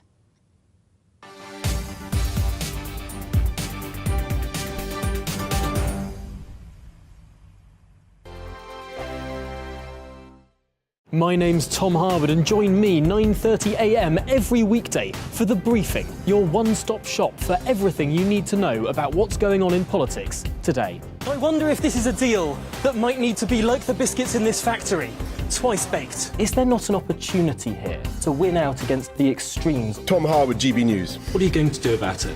Things should have been done differently, and they certainly are being done differently. Don't miss it. The Briefing with me, Tom Harwood, 9:30 Monday to Friday on GB News. Hello, I'm Alastair Stewart, and I'd invite you to join me at noon on Saturdays and Sundays for Alastair Stewart and Friends. I've been in this business for over 40 years. Now, here at GB News, I've never been happier. I get to choose the big stories that really interest me. We hear what you have to say, and you hear what I have to say. I really hope you can join me. Noon on Saturdays and Sundays. I'm Mark Dolan. Join me at 11 on GB News for Headliners, in which I'll be joined by two of the UK's top comedians discussing tomorrow's papers. If it's an important story, we'll cover it, but we'll have some fun along the way. Headliners, the late night paper review that won't send you to sleep like the others will. 7 nights a week at 11 p.m. on GB News.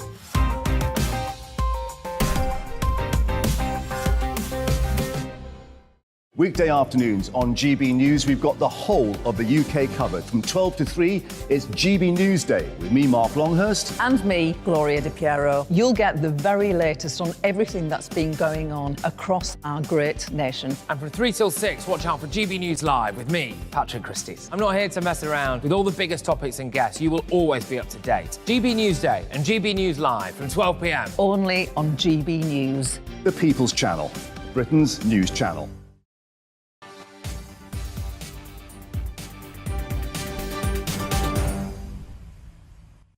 Yes, welcome back, everybody. Patrick Christys here for GB News Live. Now, we are, of course, the People's Channel. In fact, we've been talking rather a lot about the channel throughout the course of this show. But I wanted to hold a mirror up to some of your views. And lots of you have been getting in touch with your thoughts on the Prime Minister and what he needs to do to win your support or keep it. GB Views at gbnews.uk. Linda says, hi, Patrick. Why are we paying the foreign aid budget? We're paying £5 million a day and more on illegal immigrants, asylum seekers, Linda. We've got to get that right.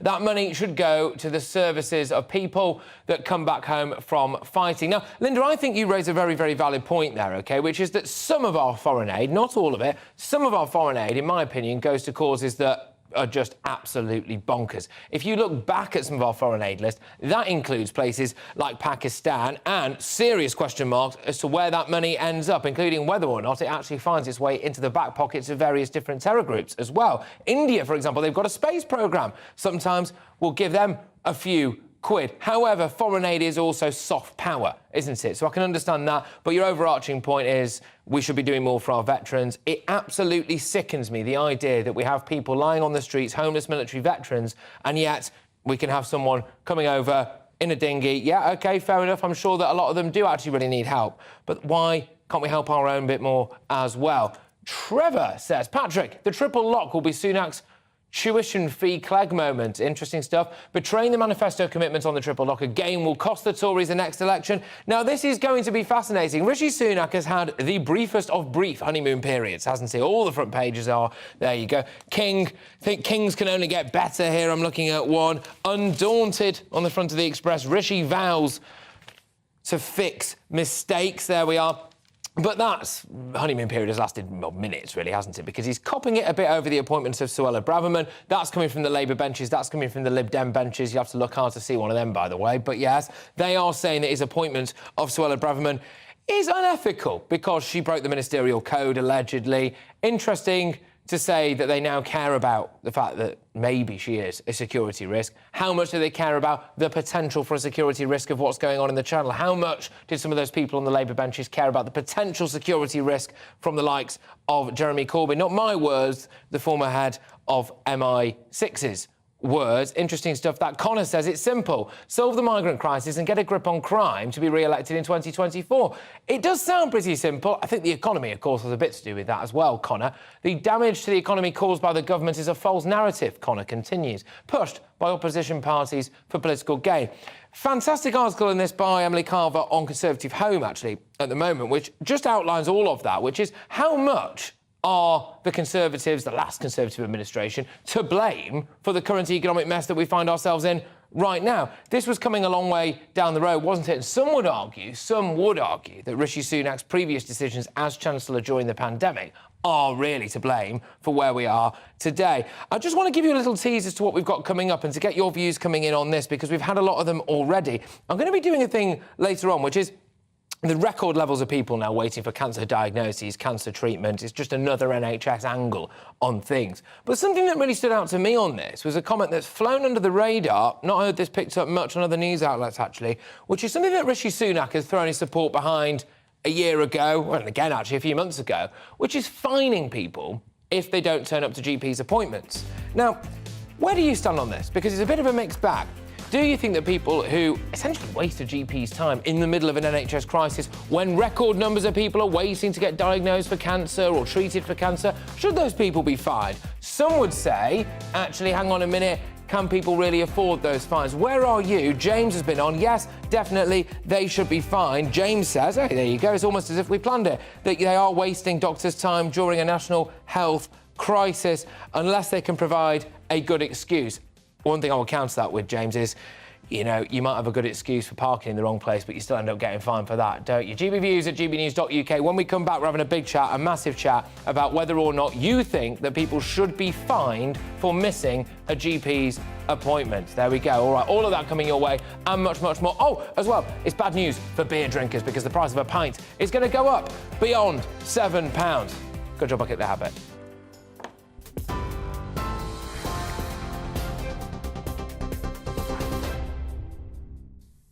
Patrick, thank you. The headlines this hour on GB News. Rishi Sunak says he's going to rebuild public finances in a way that's fair and compassionate.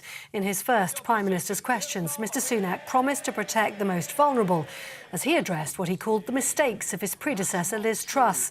However, the heated debate in the Commons today was dominated by questions over his reappointment of the Home Secretary.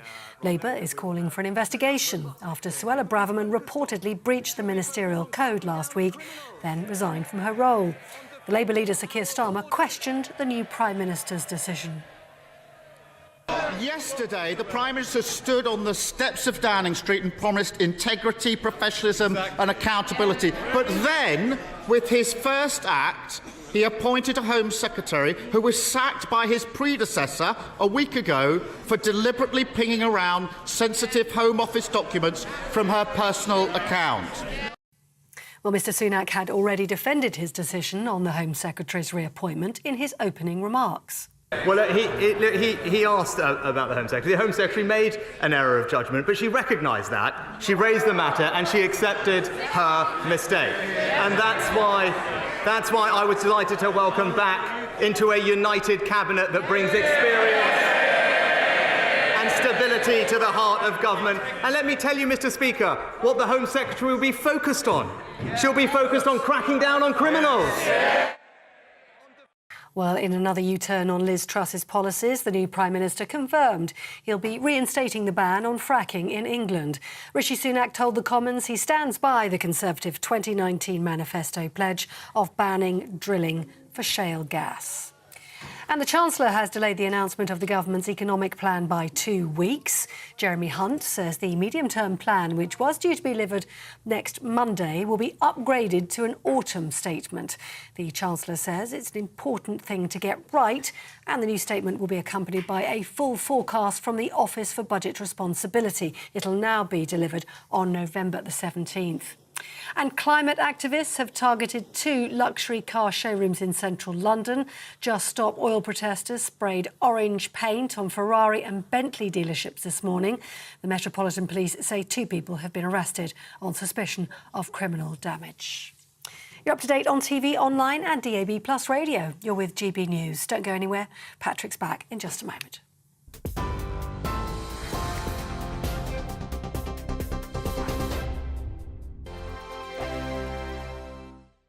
And I'm Dan Wootton. Join me Monday to Thursday from 9 to 11 for the feistiest and most fun news debate on TV, where free speech reigns. I'll bring you a sharp take on the day's biggest stories, bombshell newsmaker interviews, and A-list guests.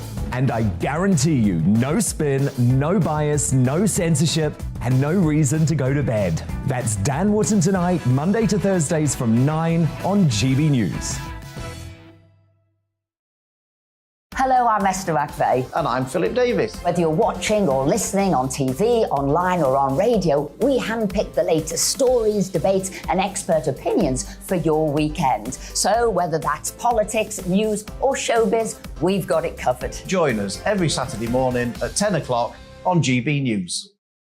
We are GB News. And we'd like to say thank you to each and every one of you for helping our great nation find its voice. We're absolutely everywhere. Across England, Scotland, Wales and Northern Ireland. On TV, on radio and online. We're proud to be the People's Channel, Britain's news channel.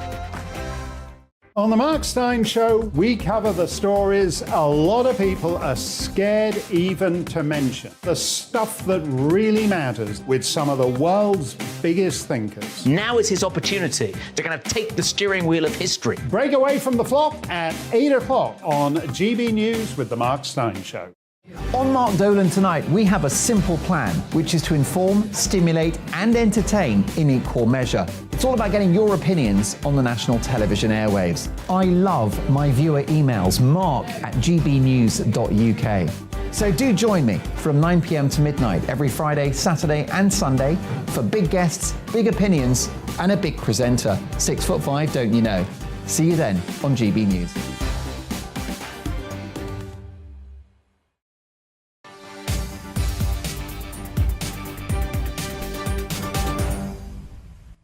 Yeah, loads still to come here on GB News Live. But we're first now going to discuss beer. That's right. If you were planning to enjoy a beer or two this weekend, well, we're going to suck the life out of it for you now, because you might want to think again, as the average price of a pint could reach more than £7 in the coming months. I'm sorry, hang on a minute. The last time I went for a pint, which just seemed like a rather long time ago now, I must say, was in London, and it was over £7 then.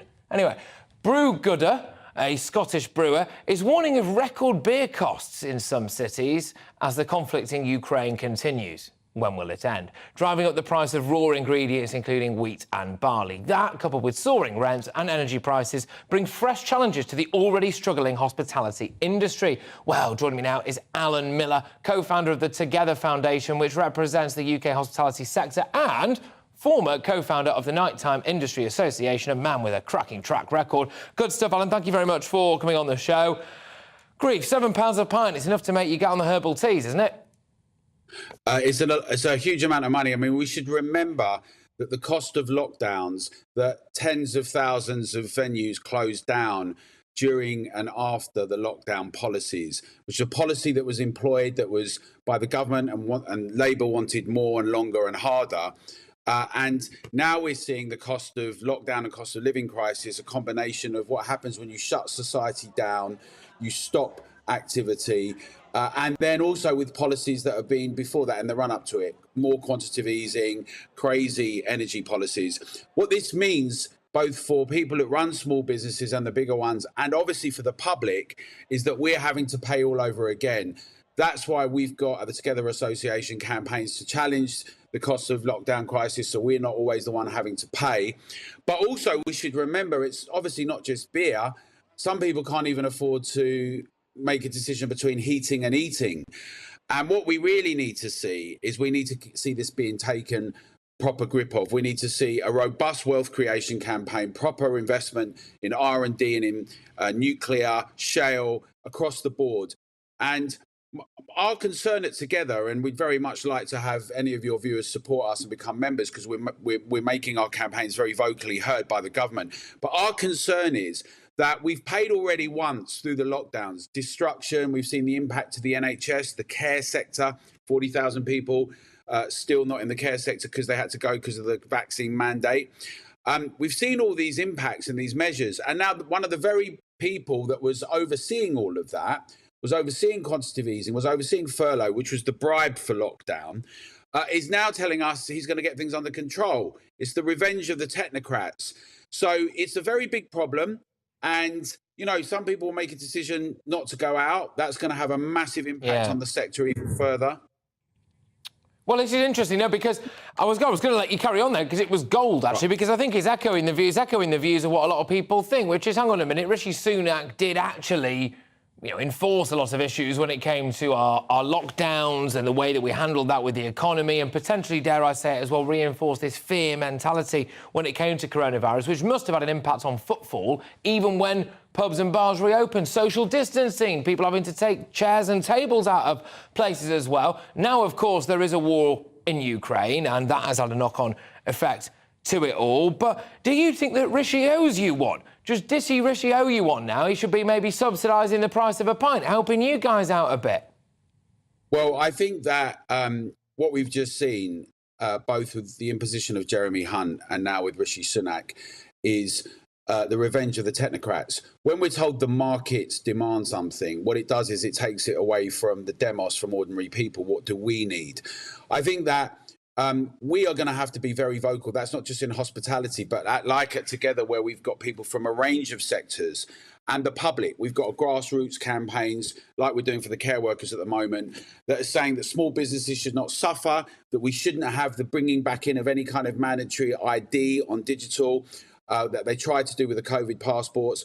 I think Rishi owes the country a lot because the impositions that we had, which were not necessary, have wreaked havoc across our health system, with education, and of course in hospitality and with the public. And we've seen that at the level of free speech impositions as well. So what we're encouraging everyone is to take back democracy, for people to get involved, to join together, to make themselves heard locally, regionally and nationally. And that's the way we're going to have to keep these guys honest and under pressure. Because the thing is, as well, a lot of people in politics claim to be patriotic. You can't move for big Union Jack flags. Now, sometimes they even double flag, don't they? But actually, one of the most patriotic things about Britain, certainly one of the first things I think of when I think about Britain, is the rolling hills and the country pub. And that can be the beating heart of any local community. And if that goes, goodness gracious me, it's hard to get that community back because they're all inside getting sloshed in there instead. Well, what we've seen is, and we know that bars, are clubs, nightclubs, the whole array, they are places where people come together, they talk. They were responsible partly along with coffee houses for things within the Renaissance and the Enlightenment, where a lot of ideas were discussed amongst ordinary people. Pub, public, demos. It's where people fall in love. It's where often new cultural phenomena are inspired because often you have music and the dance floor there as well. But pubs are so vital because they are the community interactive places, intergenerational, how we learn how to become an adult and how we relax, how we do all sorts of things. And we've been so isolated and separated. And this is a real risk. These are the things that light up our cities, that make people want to come to Britain. It's one of the most professional industries in the whole world. Our operators are top rate. And we've lost so many already. What we really need to do now is we need to be able to say that we're not prepared to have to pay all over again like we did during lockdowns. This is a consequence of policies, and we need a proper, robust sorting out of it, and actually where we put people at the heart of this together and not say, oh, the markets say, or, you know, the banks say, but what do ordinary people need? Yes, indeed. Are you getting customers now pounding on the bar saying, hang on a minute, this pint, it's not any bigger, it's costing me a lot more, though? Well, I haven't got a bar anymore. I had a bar for over 20 years. The people you represent, though. Events and activities. But basically what's happening is, depending on where you are in the country, obviously it's having an enormous impact, as you said, Patrick, right? There's a range of things. We had all the restrictions. Then we had a situation where people were encouraged not to go back. Fortunately, people love bars and pubs in Britain, so they go there. But this should not be underestimated. When we've seen our energy prices go up so high, and when we've seen... Exactly. Sorry to interrupt, but I just want to get one in quickly before I've got to let you get going. And this is a point that I would like people to just hear me out on a little bit. Pubs and bars being open reduce alcoholism. Because when people are locked away in their own homes, There's no one there to see them being sick on themselves and wetting themselves and making a fool of themselves. There's no one there to start a fight with, fingers crossed anyway, you know, apart from maybe the Mirror. You can just drink away to your heart's content in the comfort of your own home, and people drink more, OK? It is better for people and for public health to have bars and pubs open. Do you agree? Yeah, I mean, I think the thing is, people are very well behaved generally. This is another myth about Britain. It's like they say that we're all vectors, or we're vectors of either sickness or we're vectors of bad behaviour. Britain's been transformed in 30 years, and the average drink often in nightclubs and bars is about 1.2 units or 2 units. So, but it's absolutely the case that it's a convivial, enjoyable, important, inspiring experience. And we should locate that also in the impact it has economically. I mean, overall, it's over 70 billion contribution, the 6th biggest employer. Most people that run society have worked at one point or another in a bar or a club. And it's a hub, it's an anchor for our community. So as Together, we would say, get involved with Together. Join us as a member and have your voices heard. Good stuff. Alan, thank you very much. Alan Millen there, the co-founder of the Together Foundation, which represents the UK hospitality sector, amongst other things as well. Right, OK, so we've been talking about cabinet reshuffle, but now, yes, it's time to talk about the possible royal reshuffle. Prince Andrew and Prince Harry's role in being allowed to stand in for King Charles on official duties has been challenged in the House of Lords. What could this all mean? Cameron Walker joins me now, our royal reporter. Cameron, I think a lot of people might have just been quite surprised that Prince Harry might have ever been able to stand in for King Charles anyway. Well, it was a possibility and still remains a possibility. Can you imagine, by the way? Well, well, I'm going to remain You're silent going to on remain... that Yeah, one. sorry, he has a different job to me. That's a diplomatic answer.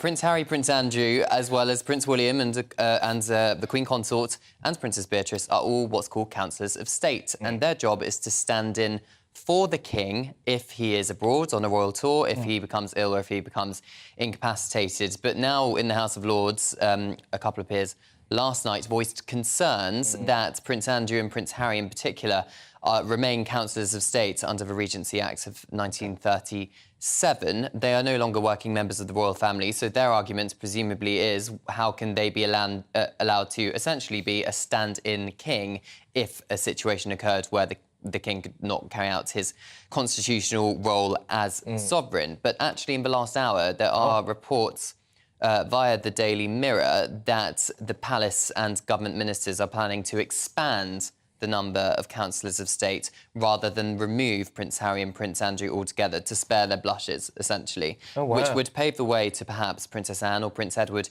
being able to be councillors of state as well. I must stress this is not confirmed by Buckingham Palace, but it is being reported in the last Princess Anne consistently one of the most popular royals anyway, isn't she? She is. She's currently on tour in Africa. She's in Uganda. Prince Anne on tour? Prince Anne on tour. Well, get your tickets in, people. Yes. She's having a visit. She's in Uganda carrying out some charity work there. Wow. Oh, there you go. So she's not like the headline act at Glastonbury or something like that? No. Different kind of royal tour, Patrick. A different kind of royal tour. Look, thank you very much, Cameron. Great to have you on the show. Thank you for bringing us up to date with all of that. I'm sorry, I just love the idea of Princess Anne being on tour. Right, OK, look, people, I'm going to delve back into the world of my inbox because we've got loads in there. Lots of reaction to our main topics of the day. Right? So the top one is Suella Braverman and her return. Now, Labour and the Lib Dems are basically trying to say that this is an unethical appointment. She broke the ministerial code. That was a resignation matter and therefore poses a national security risk, or at least might do. Anyway, she therefore should not be allowed back in. They're trying to say that the reason why she is back in is that Rishi Sunak cut her some sort of deal to have her back in so that she would not throw her support behind bringing Boris Johnson back into Downing Street. Rishi Sunak obviously denies all of this, Suella Braverman denies all of this, as can be expected. I suspect that we're in a situation at the moment where Suella Braverman didn't really do that much wrong. Certainly not necessarily anything wrong that you would normally resign over. I dare say possibly the kind of thing that plenty of government ministers and shadow cabinet ministers do all the time. It doesn't appear to be a kind of rampant, hideous security breach, as far as we're aware at the moment anyway. What she really did was get out of a sinking ship, which was the Truss administration, with a view to trying to save her political career, which has happened, hasn't it? And to try to ensure the public that she really does care about migration, both legal and illegal. I think that's exactly what's gone on there. Anyway, now they can't really go back on it and say, hang on a minute, she didn't really do anything wrong. But lots of you have been getting in touch. Jeanette says, out of touch Keir Starmer going in on Braverman. On the wrong track as usual, he's gunning for Suella, but most of the ordinary public like her, and they like her attitude towards illegal immigration, which, as Jan says, of course, Labour won't like. A lot of people, yes, in touch with this. Patrick, too much Suella Braverman. They've had enough of Suella Braverman, unfortunately, but a lot of people are actually getting in touch on this. And why, you may ask? Well, because Nigel Farage did a piece last night, didn't he, which revealed that a lady, a grandmother, opened her front door one day and there was a chap in her house. He was someone who'd just come over on one of those small boats that we're seeing rather a lot of. He was demanding that she gave him her phone to give him a lift to Manchester. She ran next door. The neighbour then came into the house to see what was going on. He was in a bedroom upstairs. That bedroom happened to belong to her grandson, which I think is shocking. He wasn't in at the time, as far as I understand it, but can you imagine if he had been? What would have happened there?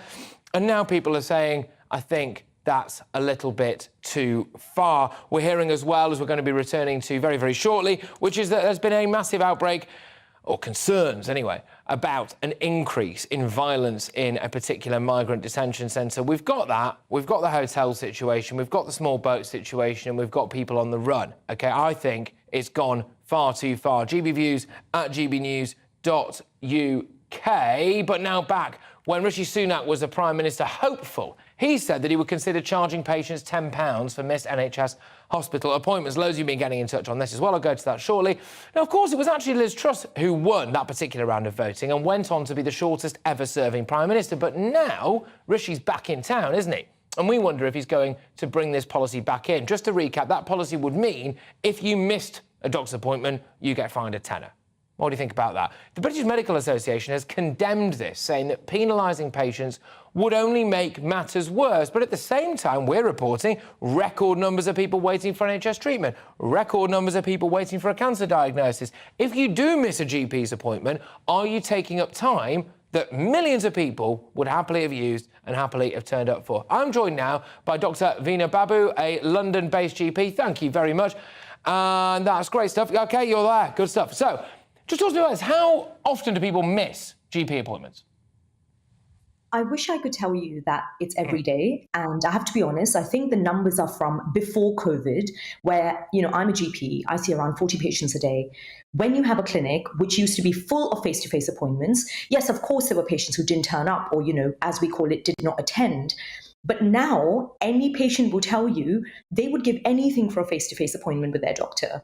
Not all practices have gone back to 100% face-to-face appointments. They're very rare to come across if we look at the entire country and what the exposure to these appointments are. So in my personal experience, it's not that rare that patients miss these appointments. Charging them, I have to agree with the British Medical Association, would be absolutely penalising. And I don't agree with Mr. Sunak on this, because I just think it's going to make matters much, much worse. Why would it make matters much, much worse? Because presumably it's not a problem if you just turn up to your appointment. I'll tell you why. So I actually brought this up with a couple of my patients, and they actually asked me, but doctor, what about when hospitals cancel our appointments? Are they going to pay us for our time? What about all the appointments that got delayed from secondary care, where people are waiting for scans or operations, and all of those delays that happened? Is their time not valuable? Are we not putting the same kind of respect and, dignity on their time? So I feel like if we're going to charge patients for missing appointments, the next question they might raise is, should the NHS be paying them for cancelling their appointment? I tell you what, you're absolutely finger on the pulse, because Zoe has just emailed me now. No, we shouldn't have to pay.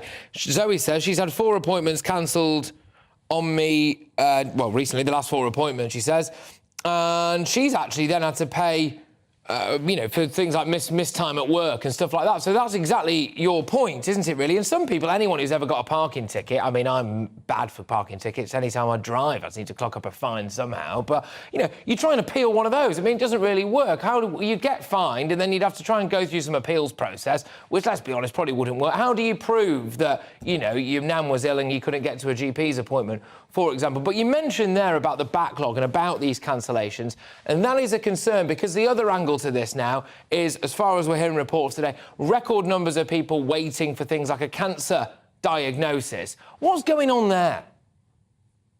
Oh, we'll never know, unfortunately. There we are. Well, if you are just joining us, record numbers of people are waiting for a cancer diagnosis. Look, are you one of those people? How do you feel about whether or not you should be fined for missing a GP's appointment? That fine would be a tenner, apparently.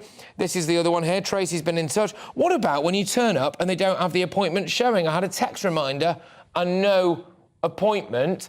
I tell you what, maybe we should do it the other way around, shouldn't we? Perhaps we've raised a really good point here. Perhaps you, the viewers, and you, the listeners, have raised a good point. Maybe you should be reimbursed when they cancel your appointment. I believe we can now be joined again, yes, by Dr. Vina. Thank you very much, Dr. Vina. Sorry, you were saying, why have we got record levels of people now waiting for a cancer diagnosis?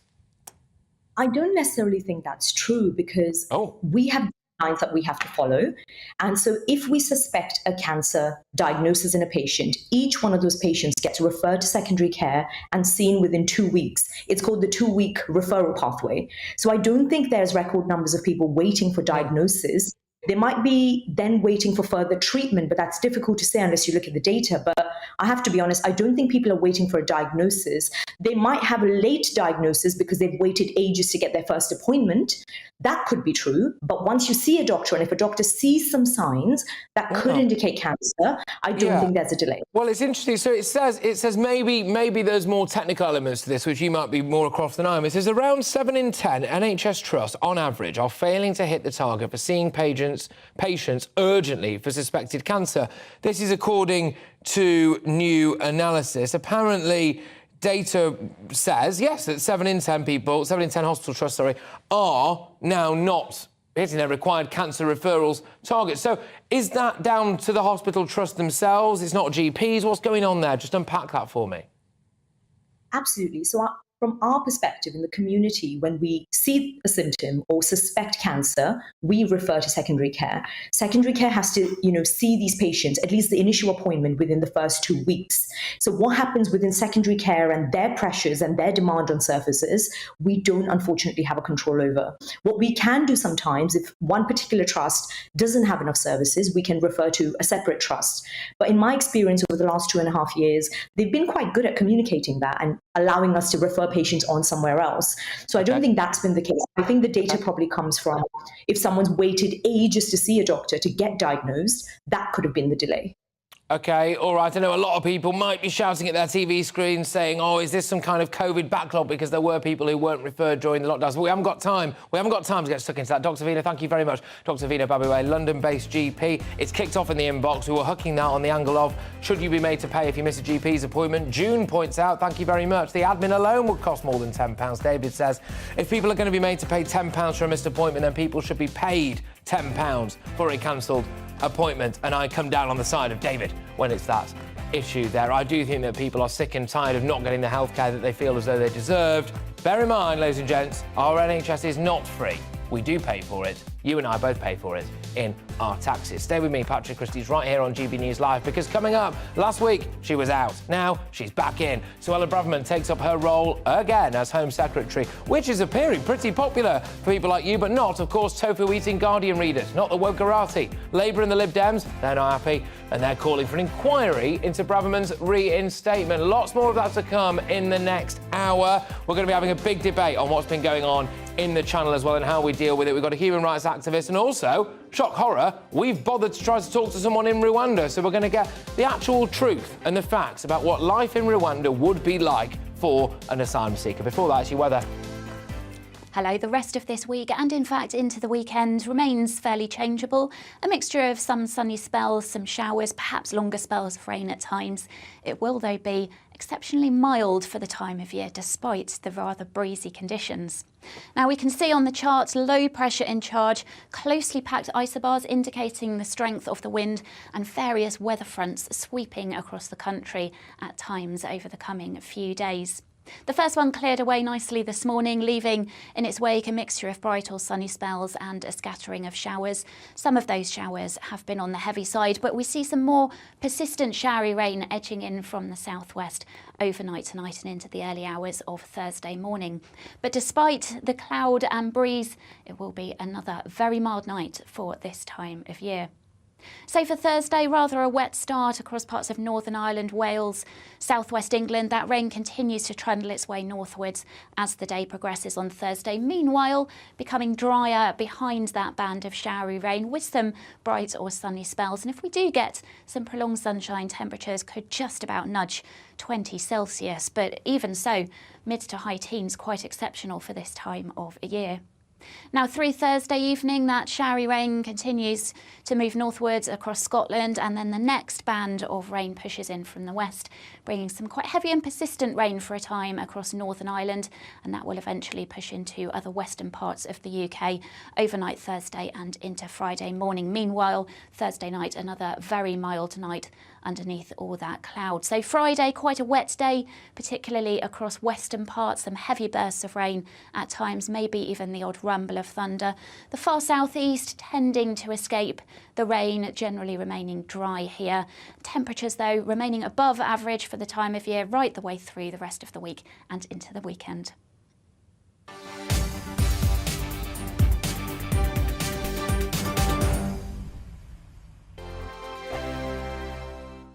Hello there, it's Eamon Holmes here from Breakfast on GB News. We're not just on your television and your screens, you know. We're on DAB plus digital radio, so you can listen to your favourite shows on the move. If you've not yet listened to GB News Radio, it's very simple. We're on your radio player and tune-in apps, on your smart speaker, phone or tablet, or online at gbnews.uk. Take us with you wherever you go. GB News Radio. You never have to miss a moment of the People's Channel.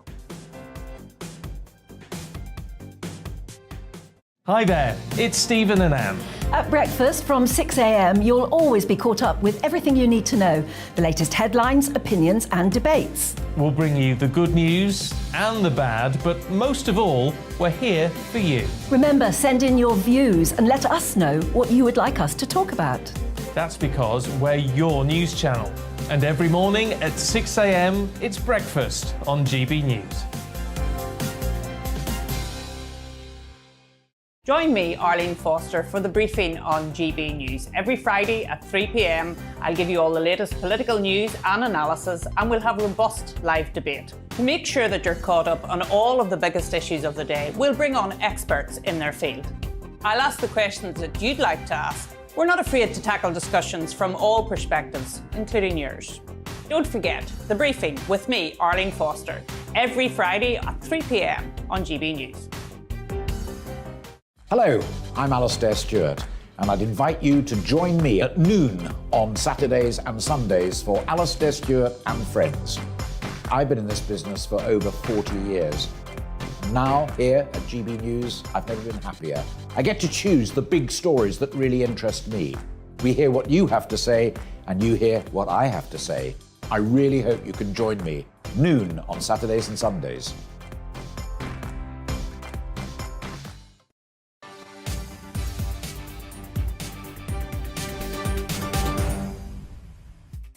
Yes, ladies and gentlemen, welcome back to another stellar edition of GB News Live with me, Patrick Christys. Big story in town today, of course, is the fact that Braverman is back. And what does this mean for flights taking off to Rwanda? What does this mean for illegal immigration on the day that we found out that there have been serious concerns raised about increasing levels of violence in a migrant detention centre just shortly after we heard that harrowing story, didn't we, of a grandmother who found an asylum seeker / illegal immigrant in her grandson's bedroom. He was on the run.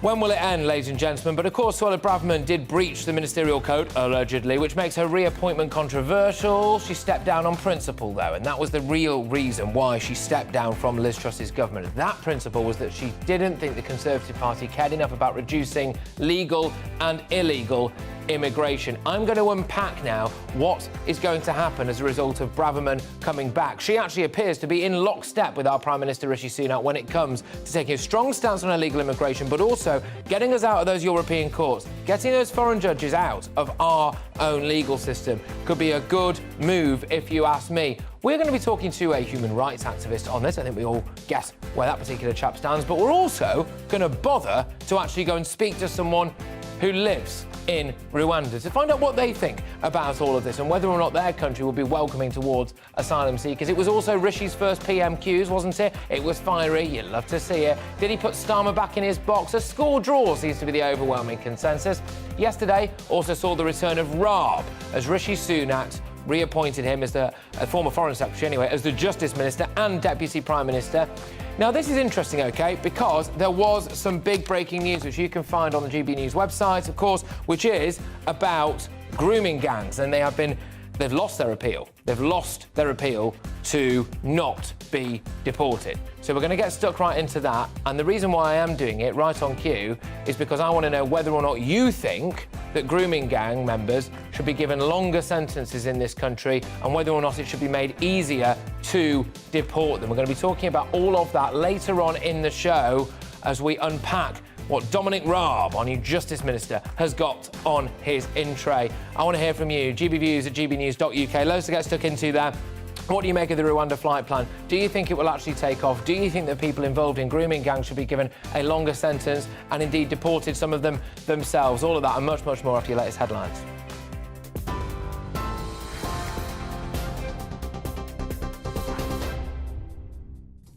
Patrick, thank you. Good afternoon. The top stories. Rishi Sunak says he's going to rebuild public finances in a way that's fair and compassionate.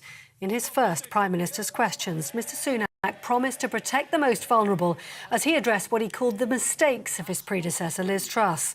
However, the heated debate in the Commons today was dominated by questions over the reappointment of the Home Secretary, Suella Braverman.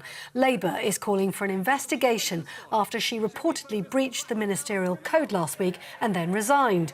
The Labour leader, Sir Keir Starmer, questioned the new Prime Minister's decision. Yesterday, the Prime Minister stood on the steps of Downing Street and promised integrity, professionalism and accountability. But then, with his first act, he appointed a Home Secretary who was sacked by his predecessor a week ago for deliberately pinging around sensitive Home Office documents from her personal account. Well, Mr Sunak had already defended the Home Secretary in his opening remarks. Well, he asked about the Home Secretary. The Home Secretary made an error of judgment, but she recognised that. She raised the matter and she accepted her mistake. And that's why I was delighted to welcome back into a united cabinet that brings experience and stability to the heart of government. And let me tell you, Mr Speaker, what the Home Secretary will be focused on. She'll be focused on cracking down on criminals. And another U-turn on Liz Truss's policies, the new Prime Minister confirmed he'll be reinstating the ban on fracking in England. Rishi Sunak told the Commons today he stands by the Conservative 2019 manifesto pledge of banning drilling for shale gas. And the Chancellor has delayed the announcement of the government's economic plan by 2 weeks. Jeremy Hunt says the medium-term plan, which was due to be announced next Monday, will now be upgraded to an autumn statement. He says it'll be accompanied by a full forecast from the Office for Budget Responsibility and delivered on the 17th of November. I have demonstrated in the short time that I've been Chancellor that I'm willing to take decisions very quickly, and I'm willing to make choices that are politically embarrassing if they're the right thing to do for the country, if they're in the national interest. Now we have a new Prime Minister and the prospect of much longer term stability for the economy in the country. And in that context, a short 2.5-week delay is the best way we will make sure that it is the right decisions we take. But the Labour leader, Sir Keir Starmer, accused the Conservatives of crashing the economy and said there needed to be a clear plan from the government. After the damage of the last 12 years, where our economy has been neglected, wages have been stagnant and public services are on their knees, then coupled with the absolute car crash of the economy in the last few weeks, what this country needs, I think, is stability, seriousness, and a plan that can take us forward as a country rather than the utter chaos that we've seen from this government. Now, in other news, as you've been hearing, 2 members of a grooming gang operating in Rochdale 10 years ago have now lost an appeal against deportation back to Pakistan. Adil Khan and Qari Abdul Rauf were convicted of a series of sex offences against young girls in 2012. Both have fought a legal battle to stay in the UK on the grounds of their human rights. But immigration judges have ruled the 2 men be deported for the public good, saying Khan had shown a breathtaking lack of remorse. Now, GB News has been told the authorities fear a migrant processing centre in Kent could erupt into serious disorder due to the living conditions inside. The RAF facility near Ramsgate is reportedly overcrowded, with some migrants spending far longer there than would normally take to process them. Fights and assaults on staff are a regular occurrence at the base, along with outbreaks of illness. There were 7 security incidents last night alone. An independent inspector said he was left speechless when he inspected the conditions. Now, a parliamentary committee is warning a proposed bill dealing with the legacy of Northern Ireland's 30-year troubles risks widespread breaches of human rights laws. Ministers are proposing a form of amnesty for the perpetrators of crimes committed at the time in exchange for cooperation with a new truth-seeking body. The Joint Committee on Human Rights say the plans may not meet international standards on the duty to investigate deaths. But the government says the legislation as a whole complies with human rights laws. You're up to date on GB News. More news as it happens. Now back to Patrick Christys.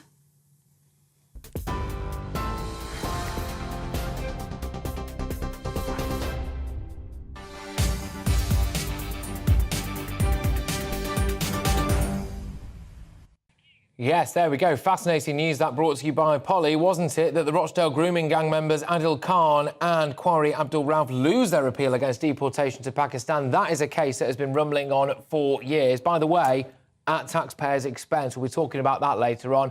When we talk about what's on the in tray for our new Justice Minister Dominic Raab, and of course our new Home Secretary for that matter, Suella Braverman, tougher sentences on grooming gangs. Well, Rishi Sunak is on record on this very channel saying that he wants to clamp down on grooming gangs. And he says that the reason why we've not done it earlier has been to do with political correctness. So fingers crossed we can get that sorted. But before we get stuck into the grooming gang issue, Suella Braverman is back. And the other big issue that she's facing right now is, of course, what's been going on in the channel and what's going on when they get here. Because there were reports yesterday of potentially, anyway, people on the run.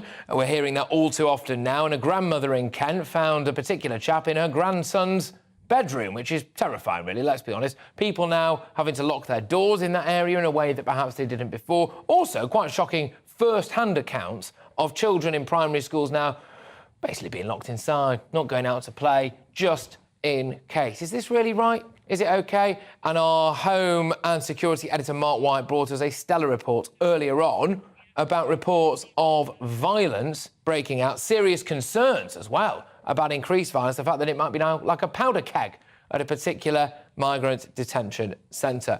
What do you make of all of that, ladies and gentlemen?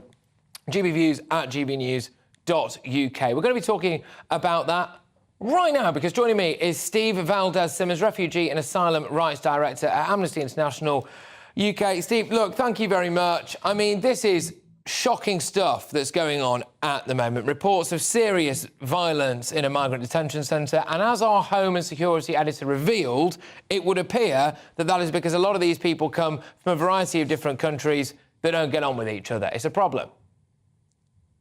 Well, it's a problem if you incarcerate very large numbers of people for long periods of time in facilities that are designed not for anything like that number of people, or indeed to hold anybody for anything more than about 24 hours. Of course, tensions rise, and I'm sorry to say that when people get tensed and agitated, sometimes there is violence. Don't condone it at all. Is the solution there? Is, the way in which people are being held but it's a shame, isn't it? Because it's so cramped there, because we haven't really got the space for them. We've been putting a lot of people as well in hotels. We're running out of room there, it would seem. And the idea of maybe sending some of them to Rwanda is off the table for you, isn't it? So why wouldn't you send some of them to Rwanda? Well, I mean, two reasons. I mean, one, it's a completely irresponsible attitude to our legal obligations to try and dump them on another country, particularly a country such as Rwanda. But that country wants it. Doing nothing. Secondly, to answer your first question, it's doing nothing to address the situation you describe. There are thousands and thousands and thousands of people in backlogs in this country. You're quite right about that. Not because we don't have a Rwanda policy that's effective, simply because we are not determining and processing people's claims. If that carries on, of course the backlog will rise and all of these problems will get worse. But it's difficult to actually deport them, isn't it, if they're deemed to not be here legally, which it would appear anyway, Steve, an increasing number of them are just economic migrants, aren't they? Loads coming from Albania, for example. I mean, there isn't a war on over there, really, is there? So, I mean, it would seem as though it's becoming increasingly difficult for us to actually bury our heads in the sand as a nation now and say that all of these people are indeed genuine asylum seekers and refugees. Well, let's be clear. It's perfectly obvious that not every It's single... one of the fastest growing economies in Africa, but also it's one of the safest countries, not just in Africa, but around the world. OK, Steve, I'm sorry about this. We've been cut off there by a lady I interviewed earlier from Rwanda who we'll be playing an interview with later on. So I'm not quite sure what happened there, but there we are. Steve, carry on for me, please. So you were saying, what, that you are acknowledging that obviously not all of them are genuine asylum seekers and refugees? Well, everyone who's made a legitimate claim for asylum is a genuine asylum seeker. Whether they're entitled to asylum or not, that's another question. That has to be determined. What I'm saying is that if you don't determine people's claims, no, you can't do anything about their circumstances, including, for the few who are not refugees, making efforts to return them to places they've come from. But this is helping nobody. We're just putting people in backlogs, not processing claims, all on the hope that somehow, somewhere down the line, some magic thing will happen and this problem will all go away. It's not helping anybody at all. OK, all right, thank you very much, Steve. I tell you what, just stay where you are now, because I might as well just hear a bit from Maggie Tezi, who is a reporter who is based in Rwanda. She actually happens to be in Nairobi, by the way, when I interviewed her, but she lives in Rwanda. I'm just quite keen to hear what she has to say about that particular country and about the attitudes of people in Rwanda towards asylum seekers. So, Maggie. Rwanda is one of the fastest growing economies in Africa, but also it's one of the safest countries, not just in Africa, but around the world. I've been really privileged and blessed enough to travel the world, and I still get people ask me things I think they shouldn't ask. But I also have come to understand that, being in a fast world country doesn't guarantee that people are actually informed. There's a lot of ignorance when it comes to African countries. For example, simple things like you've heard, are there libraries in Africa? Are there, roads in Africa? Like I'm speaking to you, I'm using 5G internet, but you'd find people ask me, do you actually have internet? I mean, how do you think we live? So the whole idea is that there's a certain bit of, and I don't want to say undermining, but I feel like the world is becoming a global village. And in this context, for me, Africa needs to be given a chance, not because of its past, but because of its capabilities. And Rwanda has demonstrated the capability to actually lift its people, not just out of poverty, but to be able to provide infrastructure, a safe business environment, and to be able to develop at a faster rate. That is one of the fastest growing economies, for many years in a row. So I think a lot of people that come to that, idea or conclusion are people that probably have never even been to a single African country. And for me, the whole idea is normally when I even hear such conversations of people referring to Rwanda as Hotel Rwanda, I'm like, you have no idea.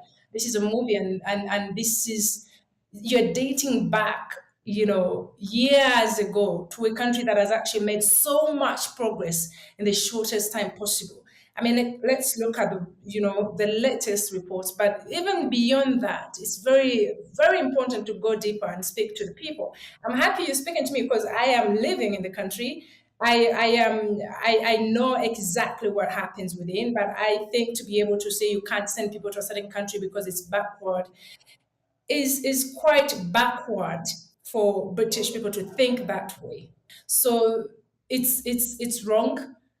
But again, it's out of ignorance. It's out of, not really understanding even the progress the country has made, but also not even being able to want to know more about the country itself. That's Maggie Tazzi there, who is a journalist in Rwanda. Steve, I just thought I'd wanted to just put a bit of that to you, really. Steve Simmons there, who's refugee and asylum rights director at Amnesty International UK. Why don't you give Rwanda a chance? The people there, the government there, they want to be given a chance to show that they can look after asylum seekers and give them a good life. Rwanda is already host to somewhere approaching 200,000 refugees and struggling to cope. And I'd be more than happy for assistance to be given to Rwanda to assist the people who've sought asylum there. It doesn't need our responsibilities on top of it. The other thing that I must add is it was only 12 months ago that our government was pointing out that one of the most serious problems with the human rights record of Rwanda was the persecution, the torture, the repression of any free speech criticising the Rwandan government. I'm very sorry to say that people who criticise the Rwandan government are brutally treated there, generally repressed, in a country that has serious human rights concerns still.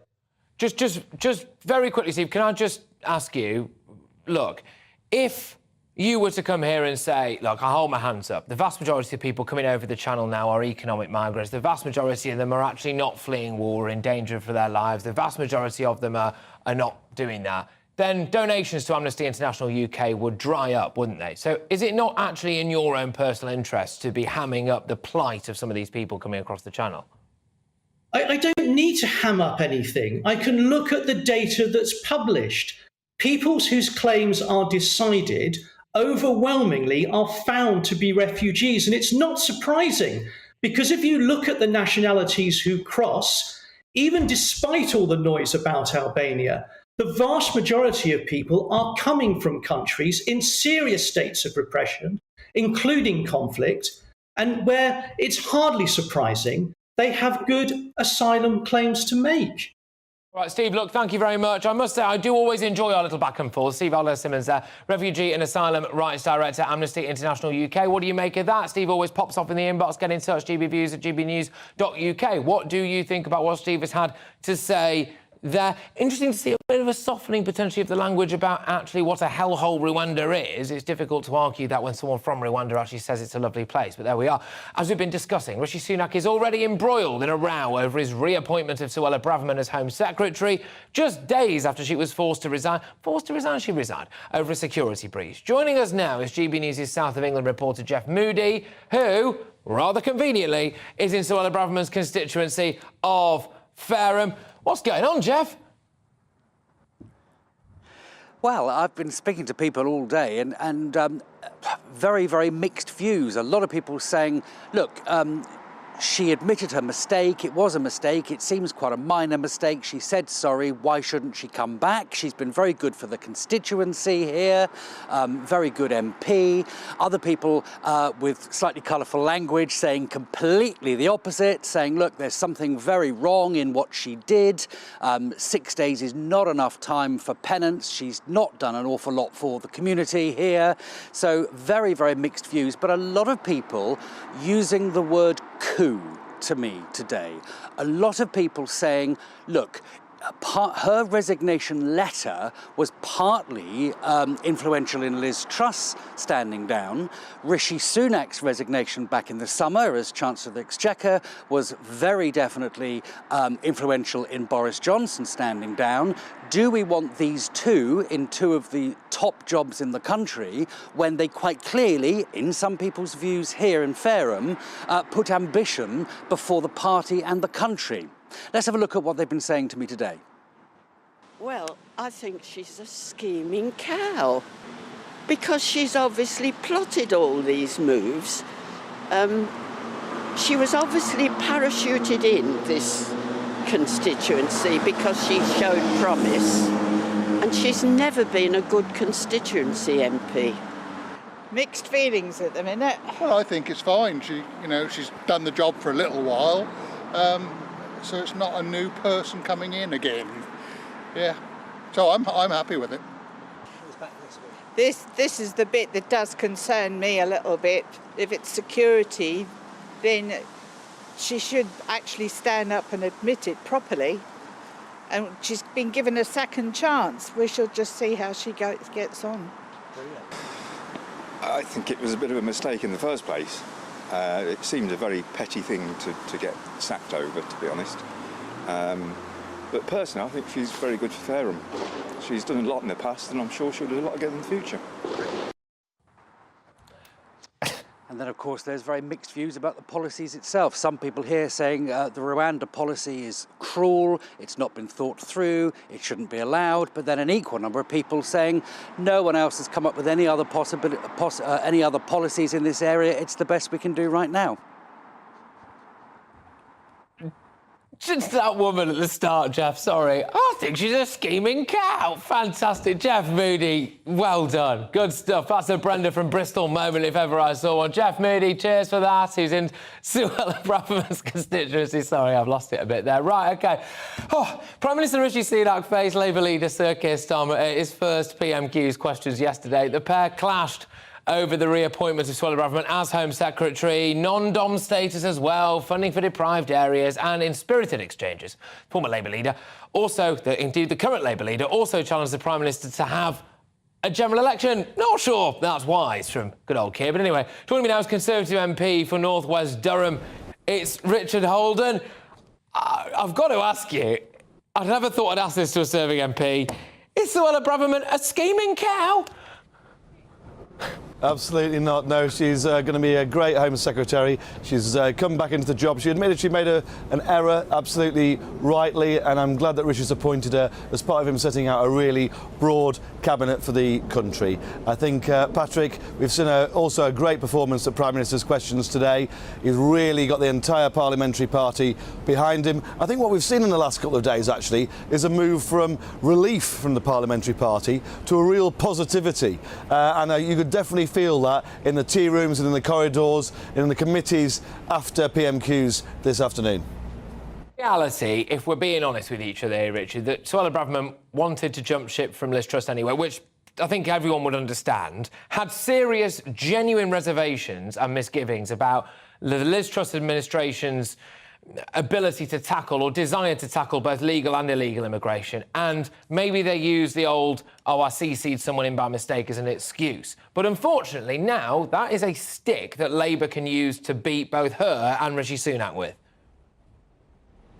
Look, I don't know exactly what went on. You know, I think I take Suella's word in her resignation letter at face value, and the then Prime Minister Liz Truss's response. But I think there was a big issue raised today at PMQs around immigration, and I think it's very clear that only the Conservative Party are there to really get to grips with illegal immigration. I know that's what Suella wants to do. I know that's what Rishi wants to do. And you'll look across the chamber, and it's one of those things, whether it's me or my Red Wall colleagues, and we see a party who wanted to stay in the European Union, who backed Jeremy Corbyn up time after time through 2 general elections, right? They are not interested. They want open door policies when it comes to immigration. There's only one party in Parliament who is properly there about controlling our borders and stopping illegal immigration, and that is the Conservative Party. And you could feel that palpable sense today of the party coming together, wanting to get on with the job for the good of the country. It does seem a lot more united at the minute. Keen to get your views on what it's like in the Red Wall as well from Rishi Sunak. But can I just say something that I'm surprised that the Tories haven't hit back a bit more on today?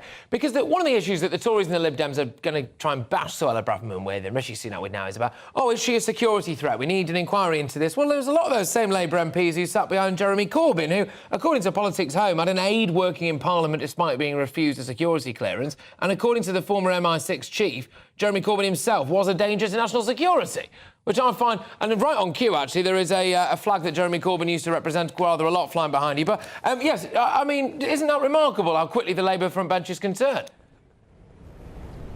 Yeah, look, I think when anybody stands there and says that they wanted Jeremy Corbyn to be our Prime Minister, and that's what Keir Starmer's saying time after time after time, right? That's what he said for years when he sat in his shadow cabinet, somebody who we know was didn't actually tackle anti-Semitism and that horrific abuse within the Labour Party. You know, that's what the ECHR have said, right? And Keir Starmer sat there for his and bided his time, and then, as the Prime Minister said in PMQs today, he gave a shopping list of actually Corbyn's policies to the membership, which is then trying to wriggle out of now. So that's what the Labour Party looks like.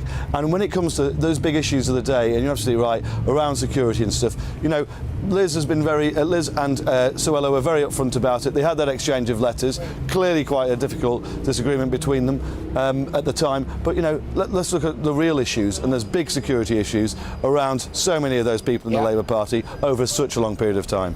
I agree. Thank you very much. Great to have you on the show. That's Conservative MP for North West. Thank you very much. Richard. Cheers, Patrick. All right, take care. Right, so I'm going to go now. UK government borrowing costs have been falling to pre-mini budget levels since Rishi Sunak became Prime Minister. Since entry number 10, Sunak has talked about placing even economic stability at the heart of his government, leading to speculation there could be big spending cuts in the government's autumn statement, now scheduled for the 17th of November. You know what? It's enough from me, because Liam Halligan, our economics and business, has been sitting here diligently for absolutely far too long now. Let's go to him with On the Money. Liam, take it away, mate. What's the latest? Well, what I wanted to highlight, Patrick, was the fact that the government may get a bit of a reprieve. Its budget could start looking a bit better because wholesale gas prices are coming down, and that impacts the cost of meeting that energy price cap. The government's subsidising all household fuel bills between now and April, and business fuel bills as well. I've got a graphic here. If you look at the numbers, you can see that on the left there, GBNews radio listeners will have to take my word for it. If we could remove that strap about government borrowing costs being down. There we go. We say it here, it comes out there. In February, before the war in Ukraine, you can see that gas prices, well, you can't see it, take my word for it, they were around €100 per megawatt hour. Then you see that big spike on the left of the screen. That was when Putin invaded Ukraine. Everyone was obviously really worried about gas coming from Russia or not coming.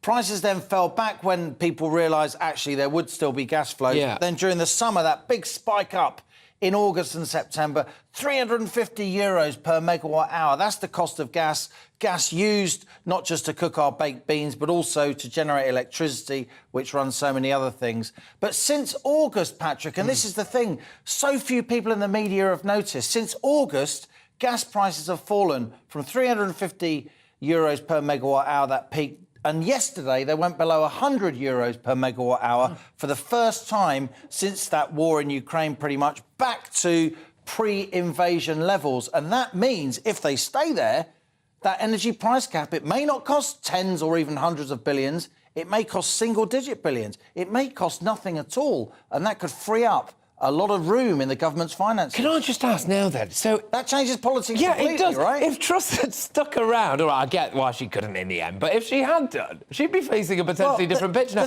or announce it a bit later on. Go on. This trend has been going on for some time. I'm highlighting it now because it's only yesterday, and I was talking about it on breakfast this morning, that we went below €100 per megawatt hour. I've been saying for some time, actually, that the energy price cap may not cost as much as everyone thinks it is. Oh, the IFS says it'll be 150 billion quid. Everyone goes completely nuts.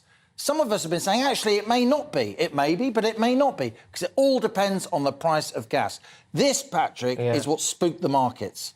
This aspect of the mini-budget, it wasn't the top rate of tax being lowered, though everybody went for that because it shows the Tories are being greedy and venal and all the rest of it, potentially.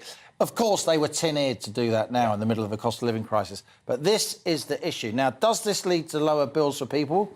I don't think, if it carries on, I don't think it will until April, because I think that price cap will be where the government set it until April. That will be where bills roughly are. But in the spring, if we keep having lower, they're still elevated, they're still, you know, double what they were over the last 10 years, roughly, these gas prices. But if they stay where they are and come down a bit, come the spring, we could see some, a bit of reprieve from all this bad news and all this inflation. Oh, Liam Halligan, we are lucky to have you, our economics and business editor there. Thank you very, very much. Right, coming up next on GB News Live with me, Patrick Christys. Could Dominic Raab's return to Justice Secretary mean the UK can break away from the European Court of Human Rights? Also, another thing to get stuck into on this very, very quickly is the fact that, yes, you are hearing right, ladies and gentlemen, when it comes to the grooming gang issue. 2 people who were convicted a long time ago of grooming gang offences have finally lost their appeal against their deportation to Pakistan. It's about time too. We're bringing you that a little bit later on. Do you think we need to be tougher when it comes to the grooming gang issue? First, your latest headlines.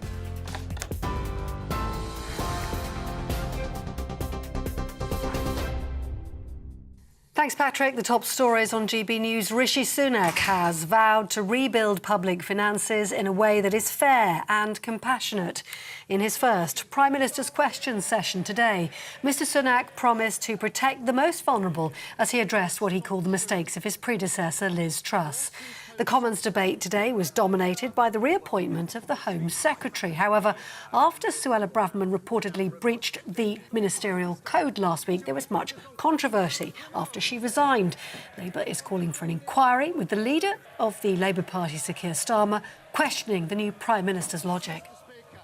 Yesterday, the Prime Minister stood on the steps of Downing Street and promised integrity, professionalism and accountability. But then, with his first act, he appointed a Home Secretary who was sacked by his predecessor a week ago for deliberately pinging around sensitive Home Office documents from her personal account.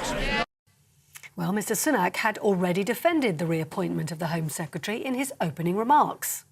Well, he asked about the Home Secretary. The Home Secretary made an error of judgment, but she recognised that. She raised the matter and she accepted her mistake. And that's why I was delighted to welcome back into a united cabinet that brings experience and stability to the heart of government. And let me tell you, Mr Speaker, what the Home Secretary will be focused on. She'll be focused on cracking down on criminals. 2 members of a grooming gang operating in Rochdale 10 years ago have lost an appeal against deportation back to Pakistan. Adil Khan and Kari Abdurrauf were convicted of a series of sex offences against young girls in 2012. Both have fought a legal battle to stay in the UK on the grounds of their human rights, but immigration judges ruled the 2 men can be deported for the public good, saying Khan had shown a breathtaking lack of remorse. You're up to date on TV, online and DAB+ radio. You're with GB News. Don't go anywhere. Patrick Christys is back in just a moment.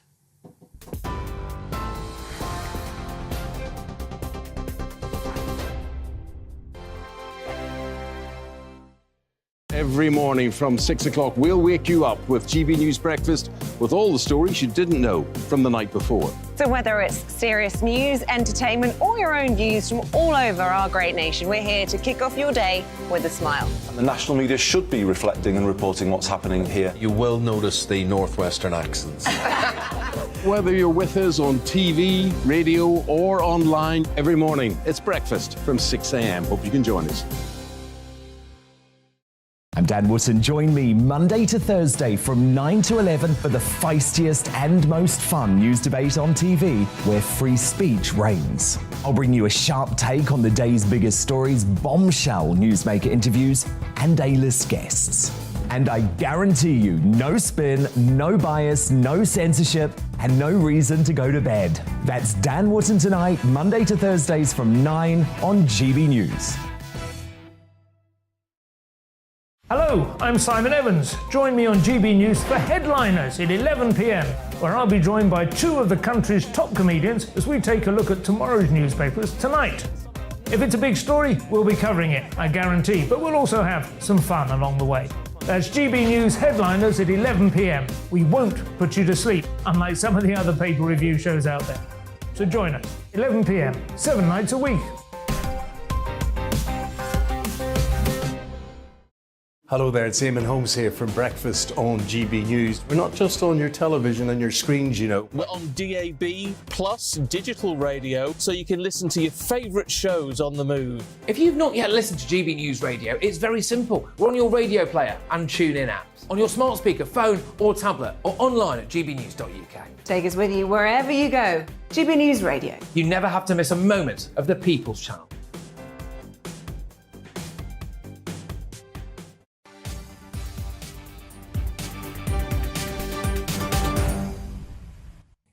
Well, welcome back, everybody. Now, Prime Minister Rishi Sunak faced Labour leader Sir Keir Starmer at his very first Prime Minister's Questions today, and the pair clashed over the reappointment of Suella Braverman as Home Secretary, non-dom status and funding for deprived areas. And in a spirited exchange, the Labour leader also challenged the PM to have a general election. Not quite sure that's a particularly good idea just right now, but we'll have to wait and see. Well, we can now speak with Shadow Culture Secretary Lucy Powell. Lucy, thank you very much. Great to have you on the show. First things first, the Suella Braverman reappointment, your views? Well, I think it shows a real lack of judgment by the Prime Minister, because she clearly did break the ministerial code, which is not the main issue here, but she broke security code and practice as well. And I think for your Home Secretary to be essentially someone who can't be trusted with confidential and secure information and documents is a pretty poor showing. Well, and I suspect, as Yvette Cooper was asking in the House of Commons later today as well, that she won't now get the top security clearance because the security services just won't allow it. And what kind of state of affairs is that when the Home Secretary doesn't have the top security clearance, which I think is what we're going to see? Well, indeed. I mean, some would say as well, though, and just gently remind some people on the Labour benches, that Jeremy Corbyn had an aide working in Parliament despite being refused security clearance. And according to a former MI6 chief, Jeremy Corbyn himself was a danger to national security. Of course, the ECHR as well did issue a pretty damning, scathing statement when it came to Jeremy Corbyn and his failure to deal with anti-Semitism in the party. Is it pot kettle black? Well, look, the Labour Party has changed considerably since the time that Jeremy Corbyn was leader. Under Keir Starmer's leadership, we've made many changes. He did support him, though, didn't he? In the way in which we deal things. And actually, Jeremy Corbyn currently doesn't hold the Labour whip. He doesn't now. He doesn't now, but he did, didn't he? And you were both supporters of Jeremy Corbyn whilst all of this was going on, though, weren't you? Well, we were both Labour MPs at the time that all this was going on, absolutely. But as I say, Keir Starmer has taken very clear steps. He's taken very difficult decisions in relation to Jeremy Corbyn, in relation to anti-Semitism, decisions that he has faced a lot of criticism from the Labour Party and Labour Party members for taking. But he is a man of his word, and he is a man of integrity, and he is a man who takes tough decisions even when those decisions are difficult. And I do think that stands in stark contrast to what we've seen Rishi Sunak do here when it comes to Suella Braverman and reappointing her as Home Secretary, because it does leave us all with these questions. Was why did he feel he needed to appoint her? Because do you know what? I talked to a lot of Conservative MPs this week as well in and around Parliament, many of whom might be on her sort of more wing of the party, if you like, who were not happy with her being reappointed because they knew it would expose them to these kind of questions. And there are these real problematic security issues with her reappointment. And I think that goes right to the heart of Rishi Sunak's judgment, and also grubby backroom deals were done to get her there. I mean, I suppose you're after an inquiry. She said it was an honest mistake. Rishi Sunak, one would imagine, is privy to all of the information, possibly more information than you are, and therefore there is the chance, isn't there, that everything's absolutely fine. Is it not just the case that you don't like her because she's taking a strong stance on illegal immigration and you don't like that? Well, I don't much like for her politics, but no, I think this is actually a really serious issue. And if there is evidence to suggest that she is clear and all is well, and that top civil servants haven't complained about her reappointment, as we understand they have, if she has got the top level security clearance, which we understand she hasn't, then come to Parliament and tell everybody that. But the government haven't come to Parliament to tell everybody that. Far from it. They've not answered those questions, both in PMQs today, but also after Prime Minister's questions. There was questions being put by Yvette Cooper to the Home Secretary wouldn't come and take them. And, you know, these are serious matters of national security. And I think we need to know, does our Home Secretary have the top level security clearance or not? Fair enough. And that is something that people will want answered. But people do find it quite tricky, myself included, that you could have stood behind a former Labour leader. Whether you put party or him first, it doesn't matter, because you would have supported him to have won that general election when there were actually serious reservations about whether or not Jeremy Corbyn would have got top-level security clearance, and he would have been leading the country. Well, look, anyone who knows anything about me or Keir Starmer, you know, I resigned from Jeremy Corbyn's shadow cabinet because I didn't think he could lead the Labour Party and lead the country in the direction that I wanted him to. You know, the vast majority of Labour MPs did vote a vote of no confidence in Jeremy Corbyn, but our rules don't mean that means someone has to stand down. We have moved a long, long way in the last 2.5 years since those times, taking very difficult steps to do so. So I actually do think that we are on pretty strong territory to therefore ask the questions around integrity, around leadership, around judgment, which we feel that Rishi Sunak in this appointment has fallen short on. Lucy, thank you very, very much. Great to have you on the show. I must say, Lucy Powell there, Shadow Culture Secretary. What do you make of that, ladies and gentlemen? As always, we throw it over to you, gbviews at gbnews.uk. But before that, we're throwing it over to, I believe it's Downing Street, is it? With Darren McCaffrey. No, it's not. It's Westminster Classic. It's always one of the two, and I got it wrong. Darren McCaffrey, our political editor. Hey, that massive building behind you, which I believe is Westminster. Darren, what's going on? It is. Well, in many ways, as I try and shout over Steve Bray, a man who works very hard, clearly for himself and his voice. Patrick, just to talk you through what's happening with our politics today, we've obviously had PMQs. You've talked through some of the big issues there with Suella Braverman and the issues when it comes to whether her security clearance is properly in place, the big questions that Simon Case may well have. And this is a line of attack that clearly Labour are going to push time and time again. And the government, frankly, I think are probably going to try and get on the front foot about all of this. I'm not entirely sure they have settled many of those questions. There will be push for a proper investigation, or if there is one underway, for it to be fully published. But let's put that to one side, because there's been other pretty big events today. First of all, the ban on fracking is pretty much back now in place. We've been all over the place on fracking. It was only this time last week that Liz Truss was on the precipice of having a vote on fracking that frankly brought down her government. Well, Rishi Sunak has seen or read the room and decided it is best to stick to that 2019 manifesto commitment. And that is also really interesting, is that we've heard this from the Prime Minister today, and indeed the Prime Minister's spokesperson, Patrick, time and time again, that this government is committed to the 2019 manifesto. It is one of the reasons or arguments that Rishi Sunak has put forward for his legitimacy, that it was the Conservative Party, not necessarily just Boris Johnson, who won that general election. And it's interesting, the sticking by it, but when you get down to the individual decisions, let's say, for example, the triple lock on pensions, whether that will be committed to, well, there is no such commitment. So it is fascinating that they're saying, yes, we're going to adhere to that, but everything seems to be on the table ahead of that big fiscal event, that autumn statement on November 17th. Darren McCaffrey, as ever, thank you very much, and well done for battling through Steve Bray. Sometimes I want to make him swallow that megaphone. Anyway, Darren McCaffrey there, our political editor in Westminster. Right now, Dominic Raab was banished to the back benches when former Prime Minister Liz Truss took up the reins in Downing Street. Ditching his flagship new Bill of Rights, which aimed to overhaul human rights laws, was one of Liz Truss's first acts in Downing Street. But now, comeback king Dominic Raab has returned as Justice Secretary and Deputy Prime Minister in Rishi Sunak's cabinet. What will it mean for this Bill of Rights, which has the government's Rwandan deportation policy at its heart? So this is vital, OK? All day we've been talking about the Braverman reinstation, OK? And we've been talking about what this means for what's going on in Rwanda. This really is actually kind of at the heart of it, because if we kind of biff the ECHR, then maybe we've got a chance of some of these flights taking off. Joining me now is human rights lawyer Shoaib Khan. Shoaib, thank you very much. Great to have you on the show. What is going to happen here, then, with Dominic Raab, really? Because it does look as though he's got a good chance, maybe, of actually getting us out of the ECHR now.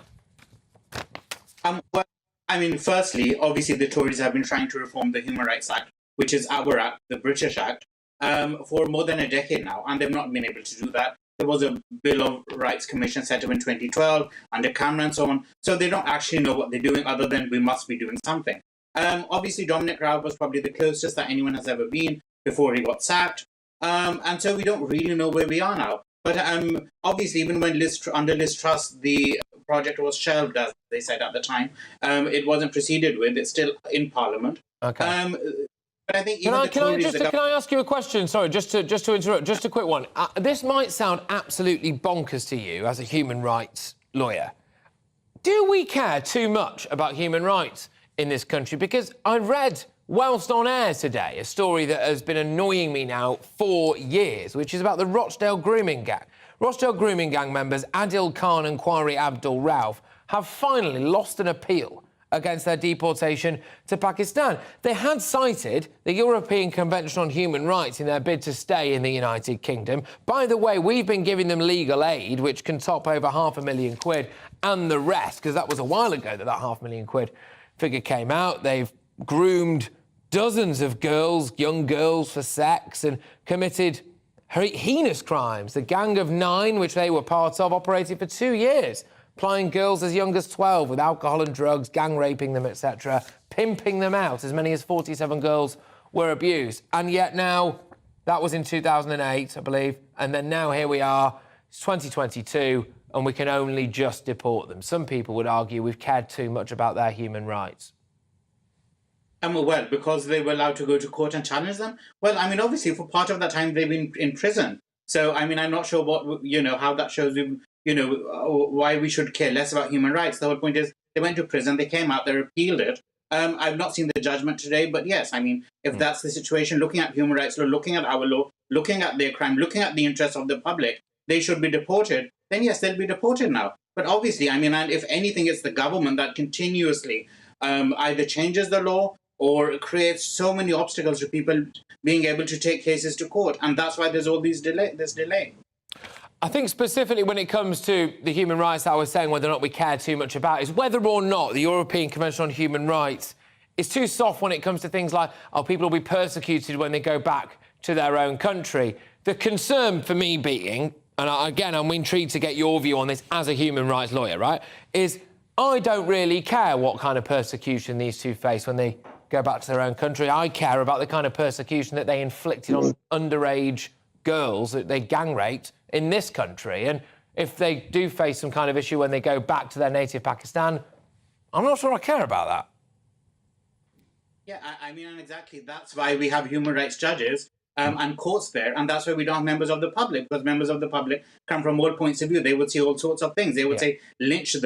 I mean, we used to have the death penalty in this country just a few decades ago. So that's why we don't have members of the public or members of the media deciding these cases. And obviously, I mean, torture is wrong. It's always wrong. We can't torture people in this country. We can't be complicit in torture. We can't send someone where they will be tortured. And that's the law, and I agree with that, and I support that, and that's correct.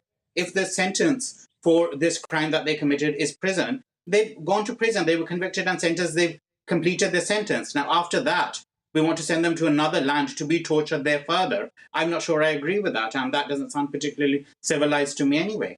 I can understand that argument, absolutely, but I think for a lot of British taxpayers, the idea of keeping these people at Her Majesty's pleasure forever, or dare I say it even, because they'll never work again, can they? If they come out into... Well, actually, that's a lie, because some of them could work again. They were working as delivery drivers in the same area where they were actually accused and convicted of abusing their victims, so their victims could have ordered a takeaway, opened the door for what they thought was a pizza or a kebab and found the bloke who raped them standing there in front of them for a while, which clearly I don't think is particularly good for their human rights. But I would just say the British taxpayer might find it hard to get their head around the idea that we would have to pay for these people for the rest of our lives. And, there is a line there, isn't there, where we could maybe... send them back to where they're from, frankly, and let that country deal with them, regardless of what happens to them. Well, that's the thing. I don't agree with that for any human ever. Whatever they've committed, whatever they've done, you can never just let them go where they wherever they go and let someone deal with them however they want, whatever happens to them. I don't think that's right for any human, whatever they've committed, whatever they've done. And I think maybe that's the difference between people in this country now, it seems, increasingly so. Those who believe in human rights and those who don't. And when you speak about the victims, of course, and that's exactly the thing. We need to strengthen the human rights system so that the victims, defendants, prisoners, everyone has their human rights properly protected. OK. Look, thank you very much, Shoaib. Great to actually talk to you on the show. I think you put your case across well. I disagree with it, but I completely respect your right to have it. Shoaib Khan there, a human rights lawyer. What do you make of this, ladies and gentlemen? There's two elements to that, really, which is Dominic Raab, our new Justice Minister. He's come in, he's got a full in tray, given what's been going on in terms of law and order. I've just been asking whether or not the European Convention on Human Rights is too easily abused. Right on cue, of course, Rochdale grooming gang members Adil Khan and Quarry Abdul Rauf lose their appeal against deportation to Pakistan, so that's jolly good if you ask me. Now, Rishi Sunak is reinstating the ban on fracking, shift in tone, that Liz Truss controversially lifted. During Prime Minister's questions today, the new PM said that basically he stands by the manifesto on fracking, which bans it. So there we go. I believe we can now go to GBNews' East Midlands reporter Will Hollis, who joins us from Southwell in Nottinghamshire. What the frack is going on there, Will? Yes, well, unfortunately, that's not where we are, Patrick. We're in northeast Derbyshire at Marsh Lane, and I'm joined by Councillor Ross Shipman, who's the local leader of the Lib Dem group. Well, you've been a really vocal campaigner around fracking. Just describe for me, how did you feel today when you saw that Rishi Sunak reinstated that moratorium on fracking? Well, it's obviously been a positive thing, but let's not forget this has been a U-turn by the current Prime Minister on a U-turn by the former Prime Minister. And actually, I think the problem with that is that it sends a message that we do actually need to ban fracking, because clearly, depending on which Conservative Party leader we've got, the Conservative policy changes. And I think that we need to have a full-blown ban on fracking in this country. Just describe for me, it would have potentially been a site that would have been opened up for exploration if this Liz Truss decision had been kept. How did people around here feel when they thought that fracking might have been coming to North East Derbyshire? Well, I think things have gone quiet in the local campaigning groups, but clearly when that announcement came, that kind of got everyone's backs up and rallied the troops again. And a lot of people started the campaigning again, lobbying the MPs. And look, thankfully, Rishi's come out today and said that the moratorium is back, which is just a temporary ban, let's not forget. So it's not the end of this story. It is pretty much nearing the end of the day, though. The light's about to go. We're going to chuck our jackets on, and we'll see you later, Patrick. Thank you very much, wherever you are. Will Hollis there, good stuff. Great to have you on the show. Right, up next, it's Jubes & Co with Michelle Dewberry, who's right here in the studio. Michelle, what you got on the agenda? Hello, Patrick. Yes, quite sensibly, I would say. The fiscal plan that was planned for Halloween has been delayed. Well, that gives us an opportunity, doesn't it, to pontificate about what should be in it. Some people are saying it's time for an age of austerity. Other people are saying it's time for the wealthy to do more. I'm fascinated to see what my viewers make of that. And also, they've come for our booze, they've come for our cigarettes, and now they're coming for our meat, Patrick. Apparently, we should only have the equivalent of 2 burgers a week now to try and save the planet. I wonder who's up for that. Have a day off. And Kemi Badenoch, of course, the new Women and Equalities Minister. We discussed that last night. Many of my viewers were very happy indeed. But there's been a controversy around it all today, with many people saying that that appointment sets equalities in this country back a country mile. Does it really? That's what I've got coming up for you tonight. Michelle, another cracker. I'm going to deliberately have 3 burgers this evening just to wind people up. Michelle... Yeah, I know. You've got to watch that waistline. I wouldn't recommend it, Patrick. I can see you. Yeah, I stopped caring a while ago. Michelle Dewberry, thank you very much. You'll be up next with Jubes & Co. Right, don't miss that. That's up next. Thank you very much, everybody who's been getting in touch and emailing me and talking to me and all of this stuff today. It's been great to have you all on the show. I'll be back again tomorrow. Yes, I will. 3 p.m. till 6 p.m. for another sparkling instalment of GB News Live. Now, it's your weather. Hello, the rest of this week and in fact into the weekend remains fairly changeable. A mixture of some sunny spells, some showers, perhaps longer spells of rain at times. It will though be exceptionally mild for the time of year despite the rather breezy conditions. Now we can see on the chart low pressure in charge, closely packed isobars indicating the strength of the wind and various weather fronts sweeping across the country at times over the coming few days. The first one cleared away nicely this morning, leaving in its wake a mixture of bright or sunny spells and a scattering of showers. Some of those showers have been on the heavy side, but we see some more persistent showery rain edging in from the southwest overnight tonight and into the early hours of Thursday morning. But despite the cloud and breeze, it will be another very mild night for this time of year.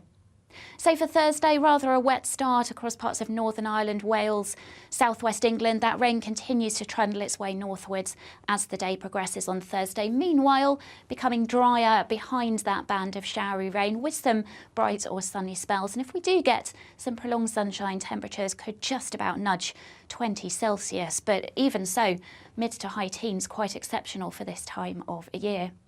Now, through Thursday evening, that showery rain continues to move northwards across Scotland, and then the next band of rain pushes in from the west, bringing some quite heavy and persistent rain for a time across Northern Ireland, and that will eventually